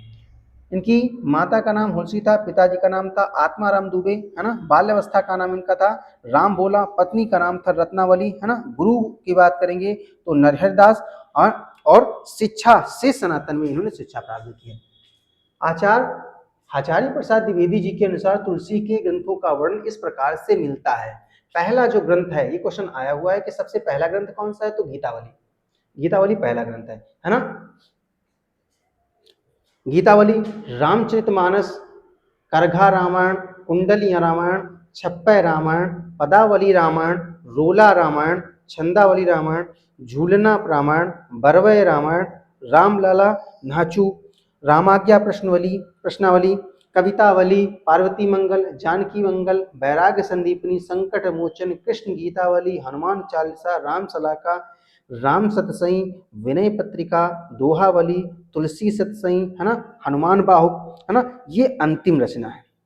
तो क्वेश्चन ये बनता है कि पहली रचना कौन सी है, गीतावली, और अंतिम रचना कौन सी है, वो है हनुमान बाहुक। ठीक है, आगे बढ़े। चलिए आगे बढ़ते हैं, क्योंकि इसकी पीडीएफ आपको मिल जाएगी टेलीग्राम चैनल पर। अब देखिए, तुलसीदास ने संवत 1631 ईस्वी में रामचरितमानस की रचना प्रारंभ की। कब प्रारंभ की थी, 1631 ईस्वी में। संवत 1631 करो कथा हरि पद धरि सीसा, है ना। ये दोहा भी उन्होंने, चौपाई भी कही। रामचरितमानस 2 वर्ष 7 महीने और 26 दिन में लिखी गई, कंप्लीट हुई। तुलसीदास जी के मित्र जो थे राजा टोडरमल, नाभादास, रहीमदास और मान सिंह थे, ये थे तुलसीदास जी के मित्र। तुलसीदास ने रामचरितमानस की कथा का सर्वप्रथम किसे सुनाया, तो रसखान को सुनाया। ये क्वेश्चन अभी एलटी गेट में पूछा गया था, है ना, कि सर्वप्रथम किसको सुनाया, तो रसखान को सुनाया। अभी एलटी गेट में जो 1 लाइनर उसमें क्वेश्चन आया था, एमसीक्यू टाइप में पूछा गया था कि तुलसीदास ने रामचरितमानस की कथा सर्वप्रथम किसे सुनाई, रसखान को सुनाई। और बरवय रामायण तुलसीदास जी ने किसके कहने पर लिखी, है ना, तो किसके कहने पर, रहीमदास जी के कहने पर। यह भी क्वेश्चन आया हुआ था। 1923 ईस्वी में नागरिक प्रचारणी सभा के द्वारा काशी ने नागरिक प्रचारणी सभा काशी ने तुलसीदास जी के 12 प्रमाणित ग्रंथों को माना और तुलसी ग्रंथावली का प्रकाशन किया, 2 खंडों में किया। तुलसी ग्रंथावली का प्रकाशन 2 खंडों में किया, है ना। तुलसी के संबंध में विद्वानों के कथन, तो देखो नाभादास ने कहा है कलिकाल का वाल्मीकि। ये इंपॉर्टेंट है, यहीं से क्वेश्चन बनता है। यहीं से क्वेश्चन बनता है कि नाभादास ने तुलसीदास जी को क्या कहा है, तो कलिकाल का वाल्मीकि बोला है। स्मिथ ने क्या कहा है, तो मुगल काल का सबसे महान व्यक्ति बोला है। गिरियर्सन महोदय जी ने क्या कहा, बुद्ध देव के बाद में सबसे बड़ा लोकनायक कहा है। हजारी प्रसाद द्विवेदी जी ने क्या कहा है कि उनका सारा काव्य समन्वय की विराट चेष्टा है। हरिऔध जी ने क्या कहा है, तो हरिऔध जी ने कहा है कि कविता करके तुलसी ने लसै, कविता पा लसी तुलसी सी कला। ये इंपॉर्टेंट है, ये हरिऔध जी का है, ठीक है, याद आया है। रामविलास शर्मा जी ने कहा कि जाति का भी बोला है। अमृतलाल नागर ने मानस के हंस बोला है। आचार्य रामचंद्र शुक्ल जी ने अनुप्रास का बादशाह बोला है। भारतीय जनता के प्रतिनिधि कवि बोला है आचार्य रामचंद्र शुक्ल ने। बच्चन सिंह ने रूपकों का बादशाह बोला है। उत्प्रेक्षा उत्प्रेक्षाओं का बादशाह बोला है उदय भानु सिंह ने। मधुसूदन सरस्वती ने आनंदवन का वृक्ष बोला है। तो ये सारे इंपॉर्टेंट हैं, इसका आपको स्क्रीनशॉट लेना है, नहीं तो कहीं पर नोट करना है, ठीक है। ये कहीं से भी क्वेश्चन बन सकता है। तुलसीदास के प्रमुख ग्रंथ कौन कौन से हैं? सारी चीजें इंपॉर्टेंट चीजों को हम लोग पढ़ लेंगे। तुलसीदास के प्रमुख ग्रंथ, तो देखिए रामचरितमानस है ना। रस कौन सा इसमें है? शांत रस है। भाषा कौन सी है? भाषा है अवधी भाषा। कितने कांडों में ये विभक्त है? 7 कांडों में विभक्त है, ठीक है। राम लला नाचू श्रृंगार रस में लिखी गई है, ठेठ अवधि है। इसमें तुलसी की घोर श्रृंगारिक रचना माना गया है। यह विवाह व जनेऊ के अवसर पर सोहर गीत के माध्यम से गाया जाता है, ठीक है। जानकी मंगल श्रृंगार रस है इसमें और अवधी भाषा में लिखी गई। इसमें राम जानकी विवाह के 216 छंदों को प्रस्तुत किया गया है।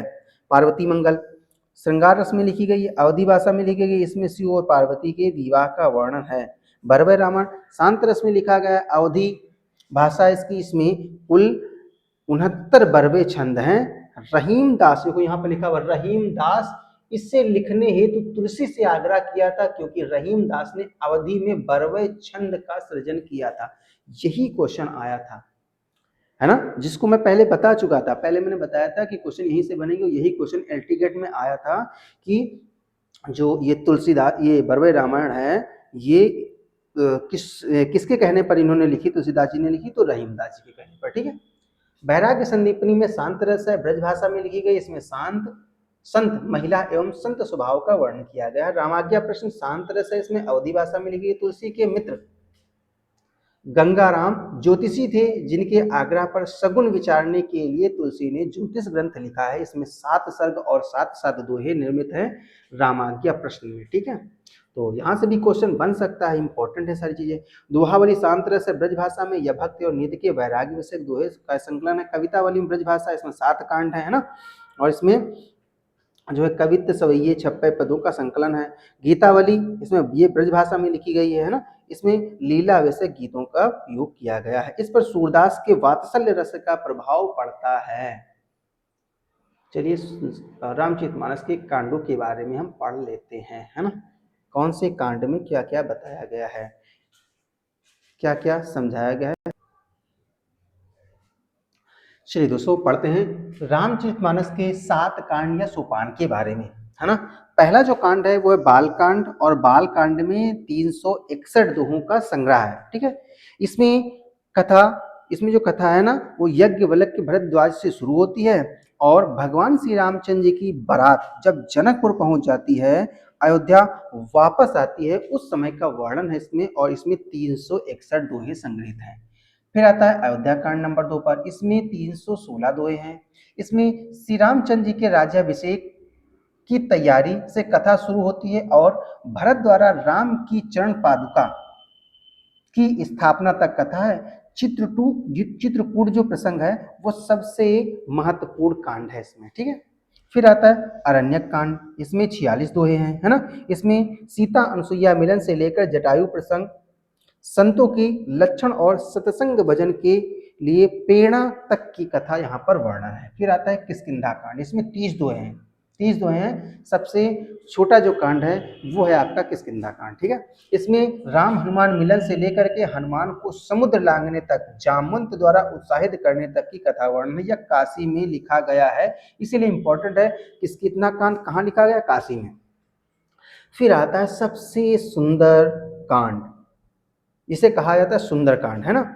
और इसमें 60 दोहे हैं। इसमें हनुमान जी के द्वारा लंका में प्रवेश किया जाता है, पुष्प वाटिका में सुंदर सुंदर फल खाए जाते हैं। उसके पश्चात में जब वानरों के द्वारा उनकी पूंछ में आग लगा दी जाती है, जो अक्षय कुमार आते हैं, उससे पहले पुष्प वाटिका उजाड़ी जाती है, और यहाँ पर उसके बाद में अक्षय कुमार का वध किया जाता है, और फिर यहाँ से लेकर के लंका दहन भी होता है। लेकर समुद्र पर राम के क्रोध एवं समुद्र द्वारा राम के गुणगान तक की कथा का वर्णन है सुंदरकांड में। ठीक है, फिर आता है लंका कांड आता है। लंका कांड में 121 दोहे हैं। इसमें नल नील द्वारा समुद्र पर पुल बांधने से लेकर के पुष्पक विमान पर सवार होकर रामचंद्र जी के अयोध्या पहुंचने तक का वर्णन है। फिर बात करेंगे उत्तराखंड, है ना, सॉरी उत्तरकांड में, ये दोस्तों गलत हो गया है। ठीक है, यहाँ पर आपको लिखना उत्तरकांड। उत्तरकांड में 130 दोहे हैं। इसमें तुलसी का दर्शन, तुलसीदास जी को, भगवान श्री रामचंद्र जी तुलसीदास जी को दर्शन देते हैं। राम राज्य का वर्णन होता है। कलयुग की महिमा में रामायण का महत्व बताया जाता है। प्रसंग और ज्ञानदीप के प्रसंग के बारे में बताया जाता है। और उसके पश्चात में किस प्रकार से जो कलयुग के लोगों का उद्धार हो सकता है, राम के गुणगान कि भगवान श्री रामचंद्र के गुणगान के बारे में बताया जाता है। ठीक है, सॉरी। अब यहाँ पर आ जाइए, तुलसी पर लिखे गए ग्रंथ कौन कौन से हैं। यहाँ से क्वेश्चन आते हैं कि तुलसी जी पर कौन कौन से ग्रंथ लिखे गए। यहाँ से देखिए, वेड़ी माधवदास, वेड़ी माधवदास जी ने लिखा है मूल गोसाई चरित। ये शिष्य थे, तुलसीदास जी के शिष्य थे वेड़ी माधवदास जी, और उन्होंने लिखा मूल गोसाई चरित। ये इंपॉर्टेंट है,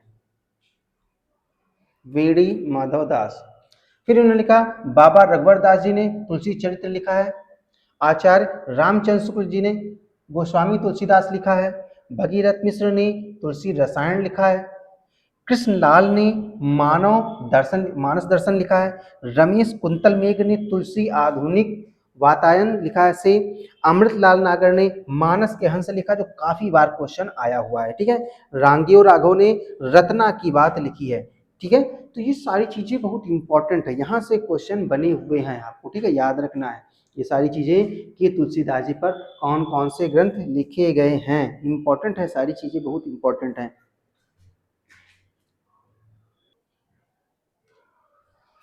तो दोस्तों, हम लोगों ने पढ़ लिया राम भक्ति शाखा के बारे में, और अब हम लोग पढ़ेंगे कृष्ण भक्ति शाखा से संबंधित महत्वपूर्ण प्रश्न। ठीक है, तो अब हम पढ़ेंगे कृष्ण भक्ति शाखा। ठीक है, अभी तक अगर आपने वीडियो को लाइक नहीं किया है दोस्तों, तो वीडियो को लाइक कर दीजिए, क्योंकि निरंतर हम आपको और आपके एग्जाम की तैयारी के लिए आपको 1.5 घंटे लगभग पढ़ा रहे हैं, है ना, और लगभग 2 घंटे का वीडियो हो जाएगा। ठीक है दोस्तों, वीडियो को आप लाइक कर दीजिए और चैनल को कर लीजिए सब्सक्राइब, है ना। चलिए देखते हैं।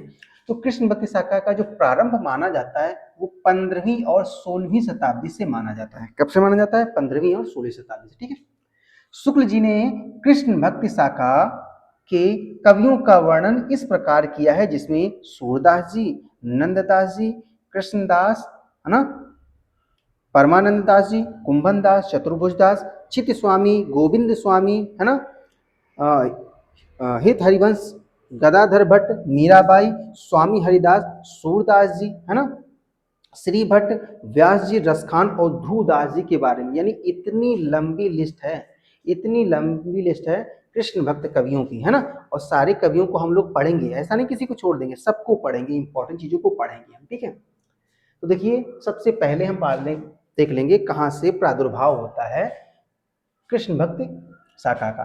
तो सबसे पहले देखिए कि निम्बरकाचार्य जी आए, है ना। ये संप्रदाय सनकादिक संप्रदाय के थे, और इनका जो दार्शनिक मत था वो द्वैतवाद था, है ना। इनका जन्म होता है 1114 ईस्वी में, और इनकी मृत्यु होती है 1162 ईस्वी में। यहाँ से प्रारंभ माना जाता है। ठीक है, इनके जो शिष्य हुए वो हुए वल्लभाचार्य जी, है ना। वल्लभाचार्य जी का जो जन्म होता है वो इसी संप्रदाय में आते हैं।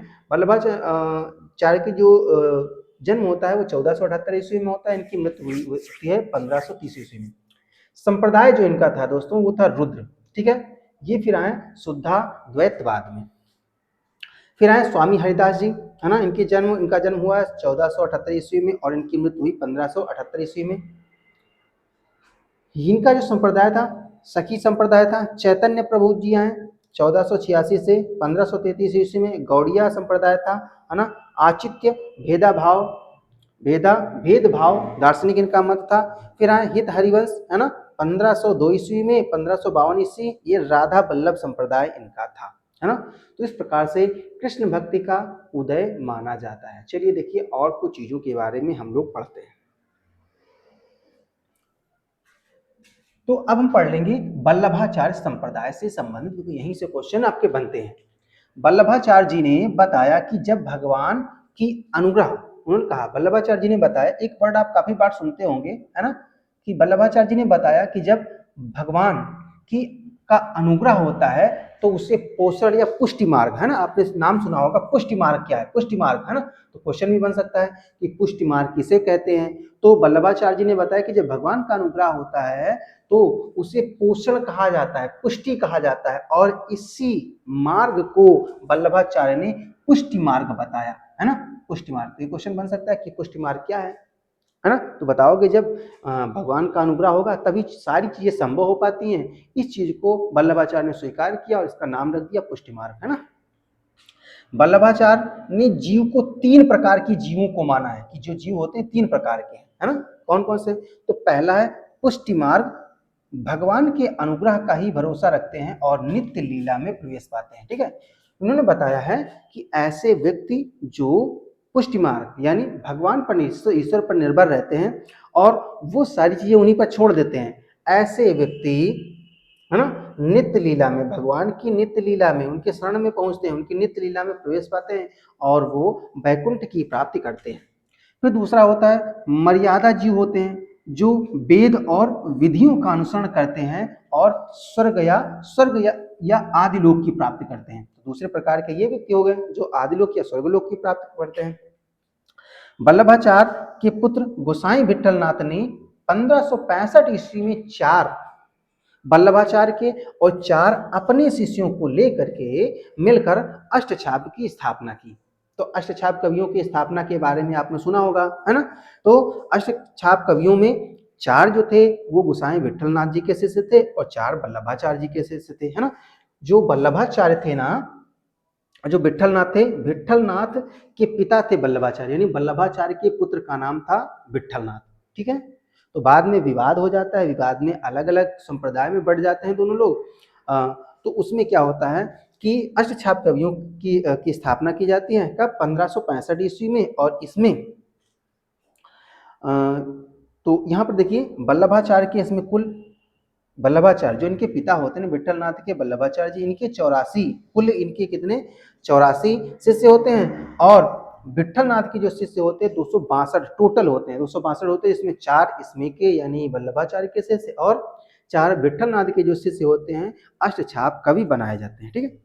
कृष्ण का सर्वप्रथम उल्लेख कहाँ किया गया, ये क्वेश्चन आता है। तो सर्वप्रथम उल्लेख ऋग्वेद के 8वें मंडल में, है ना, 50वें सूक्त में रचित है, रचित यानी रचयिता के रूप में मिलता है, रचयिता के रूप में मिलता है, यानी यहाँ पर मिलता है कृष्ण का उल्लेख। गाथा सत्संग या गाथा सप्तशती जो हाल के द्वारा लिखी गई है की रचना में राधा कृष्ण के प्रेम का वर्णन मिलता है ना। तो हाल वाले यानी आदिकाल की वीडियो में मैंने हाल के बारे में बताया था। भागवत पुराण कृष्ण भक्त कवियों का आधार ग्रंथ है। तो आधार ग्रंथ कौन सा है? भागवत पुराण क्या है? वो आधार ग्रंथ है। अब हम पढ़ लेंगे अष्टछाप कवियों के विवरण के बारे में। अष्टछाप कवियों के विवरण के बारे में पढ़ लेंगे कि यहाँ से क्वेश्चन, क्योंकि अष्टछाप कवियों में सबसे पहला जो नाम आता है वो आता है कुंभन दास जी का। इनका जन्म हुआ था 1468 ईस्वी में और इनकी मृत्यु हुई थी 1583 ईस्वी में। इनका जन्म स्थान था वो था जमुनावतय, कहाँ पर? उत्तर प्रदेश में। और इनके गुरु का नाम था वल्लभाचार्य, ठीक है। फिर उसके पश्चात में दूसरा नाम आता है सूरदास जी का। जन्म इनका होता है 1478 ईस्वी में, मृत्यु होती है 1583 ईस्वी में। इनका जो जन्म स्थान है वो सीही उत्तर प्रदेश में पड़ता है। ये किसके? वल्लभाचार्य के ये शिष्य थे, ठीक है। फिर परमानंद दास, है ना, इनकी जन्म और मृत्यु के बारे में जानकारी नहीं है। ये कन्नौज उत्तर प्रदेश में रहते थे, ये भी वल्लभाचार्य जी के शिष्य थे। फिर आते हैं कृष्णदास। इनका जन्म होता है 1496, मृत्यु होती है इनकी 1578 ईस्वी में गुजरात, और ये भी वल्लभाचार्य के शिष्य होते हैं। गोविंद स्वामी होते हैं। गोविंद स्वामी का जन्म 1505 ईस्वी में, मृत्यु 85 में, और ये राजस्थान का इनका जन्म स्थान है। ये विठलनाथ के शिष्य थे, ठीक है। छित स्वामी, है ना, इनका जन्म 1515 ईस्वी में, इनकी मृत्यु 1585 ईस्वी में। मथुरा का इनका जन्म स्थान था और ये विठलनाथ के शिष्य थे, ठीक है। चतुर्भुज दास 1530 ईस्वी में मृत्यु होती है। 1585 ईस्वी में जमुनावती के इनका स्थान था, ये भी विट्ठलनाथ के शिष्य थे। फिर आते हैं नंददास। नंददास का जो जन्म है वो 1533 ईस्वी में और 1583 ईस्वी में रामपुर जो उत्तर प्रदेश में पड़ता है, यहाँ पर इनका जन्म होता है और ये भी विट्ठलनाथ के शिष्य हैं। ठीक है, तो इस प्रकार से अष्टछाप कवियों का इस प्रकार से वर्णन है। चलिए अब हम देख लेते हैं यहाँ से क्वेश्चन। देखिए अब हम पढ़ेंगे सूरदास जी के बारे में, जो कि अधिकतर यहीं से क्वेश्चन बनते हैं। तो रामचंद्र शुक्ल जी ने सूरदास जी के बारे में क्या कहा? जीवन उत्सव का कवि इनको माना है। क्या माना है? जीवन उत्सव का कवि माना है। तुलसीदास और सूरदास को हिंदी काव्य धारा का गगन और सूर्य की श्रेणी दी है ना, चंद्र माना है। यानी गगन का सूर्य और चंद्र किसे माना? सूर्य माना तुलसीदास जी को, चंद्र माना है सूरदास जी को। ठीक है, आगे होने वाले कवियों की श्रृंगार और वात्सल्य युक्तियों, जो युक्तियां हैं सूरदास की जूठन सी जान पड़ती है, ये बात कही है रामचंद्र शुक्ल जी ने। आचार्य हजारी प्रसाद का मत काफी आता है, तो इन्होंने बताया कि सूरदास की ब्रज भाषा की ये प्रथम कवि हैं और बताया है कि इनकी जो लीला गान का महान समुद्र सूर सागर ही उनका प्रथम महाकाव्य है ना, प्रथम महाकाव्य है। तो इस प्रकार से सूरदास जी के जो ग्रंथ हैं वो 3 ग्रंथ हैं। एक तो है सूर सागर, दूसरा है साहित्यिक लहरी और तीसरा है सूर सारावली। ठीक है, अब यहाँ पर देखिए हिंदी साहित्य में भ्रमर गीत काव्य परंपरा का परिवर्तक सूरदास जी को माना जाता है। किसे माना जाता है? सूरदास जी को माना जाता है भ्रमर गीत, है ना, काव्य परंपरा का परिवर्तक। राग कल्पद्रुम नाम से सर्वप्रथम सूरदास की रचनाओं का संपादन हुआ। ये इंपॉर्टेंट है, क्वेश्चन बार बार पूछा जाता है कि सूरदास की जो रचनाएं हैं उनका जो संपादन सबसे पहले किस रूप में हुआ? तो राग कल्पद्रुम में। सूरदास के जन्म के विषय में 2 मत हैं, है ना। रामचंद्र शुक्ल, श्याम सुंदर दास, हजारी प्रसाद द्विवेदी जी रुनकता गांव घाट, है ना, मानते हैं। वहीं पर डॉक्टर नगेंद्र और गणपत चंद्र गुप्त इनका जन्म स्थान सीही मानते हैं। ठीक है, इंपॉर्टेंट है। भ्रमर गीत को उपालंब काव्य भी कहा जाता है। आचार्य रामचंद्र शुक्ल ने इसे ध्वनि काव्य कहा है। तो ये क्वेश्चन आता है कि ध्वनि काव्य किसे बोला गया है? तो किसे बोला गया है? भ्रमर गीत को ध्वनि काव्य बोला गया है ना। भ्रमर गीत क्या है? भ्रमर गीत से ऐसा ये है कि जब उद्धव गोपी संवाद होता है तो उसे भ्रमर गीत की संज्ञा दी गई है। अब हम पढ़ लेंगे कुंभन दास जी को, इंपॉर्टेंट चीजें। तो ये प्रथम अष्टछाप कवि कुंभन दास जी हैं। अकबर के निमंत्रण पर पैदल फतेहपुर से सीकरी चले गए, पैदल चले गए फतेहपुर सीकरी, है ना। तब जब वहां से वापस आते हैं तो ये एक पंक्ति लिखते हैं, है ना, लिखते हैं कि संतन को कहाँ सीकरी सो काम, आवत जात पनहिया टूटी बिसर गयो हरिनाम, है ना। तो ये पंक्तियां लिखते हैं कौन? कुंभन दास जी।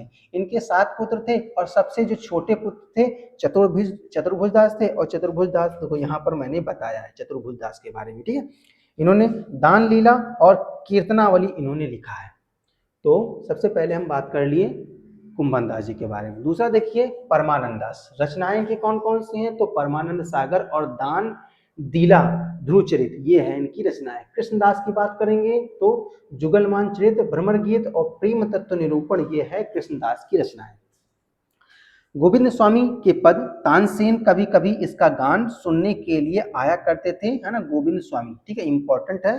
तो गोविंद स्वामी के जो पद है ना, इनका जो गान सुनने के लिए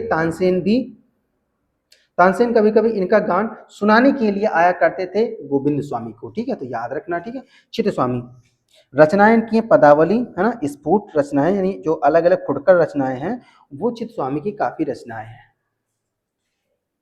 नंददास की बात करेंगे तो रास पंचाध्यायी, श्याम सगाई, भागवत, दशम स्कंद, रुक्मणी मंगल, भंवर गीत, है ना, रस मंजरी, रूप मंजरी, श्याम सगाई, ये सब लिखा है नंददास जी ने।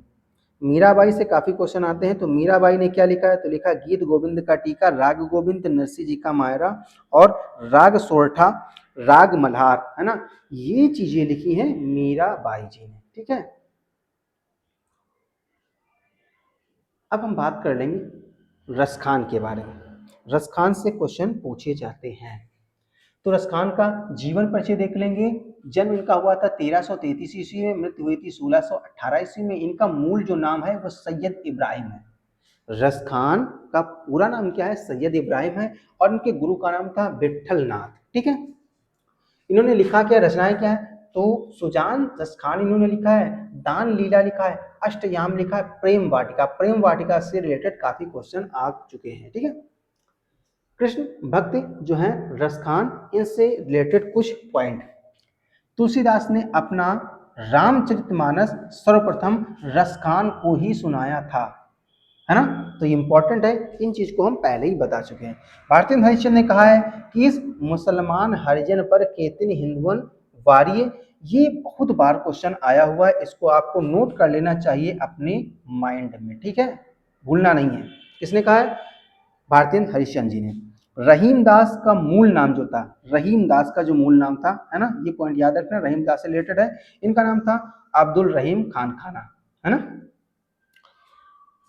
रहीमदास जी ने दोहावली, नीति के दोहे, नगर सुबह, भरवे नाई का भेद, संगार सोरठा और खेल कौतुकम रास पंचाध्यायी लिखा है। तो ये हो गई चीजें रहीमदास जी से रिलेटेड। ठीक है, श्री भट्ट ने क्या लिखा है, इनको भी पढ़ लिया जाए।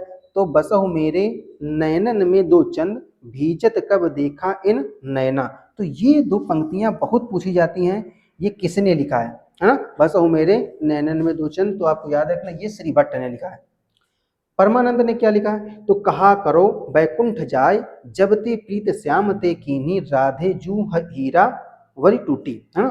तो ये परमानंद दास जी की पंक्तियां, ये भी क्वेश्चन यहाँ से आता है। ठीक है, अब यहाँ से पढ़ लेंगे कुछ भक्ति काल से संबंधित प्रश्न जो कि आपके एग्जाम में बार बार पूछे जाते हैं। सारी चीजें जो इंपॉर्टेंट चीजें हैं वो मैंने शॉर्ट तरीके से पढ़ ली है ना, जल्दी जल्दी से पढ़ ली है, जिससे कि आपका समय भी ना खराब हो।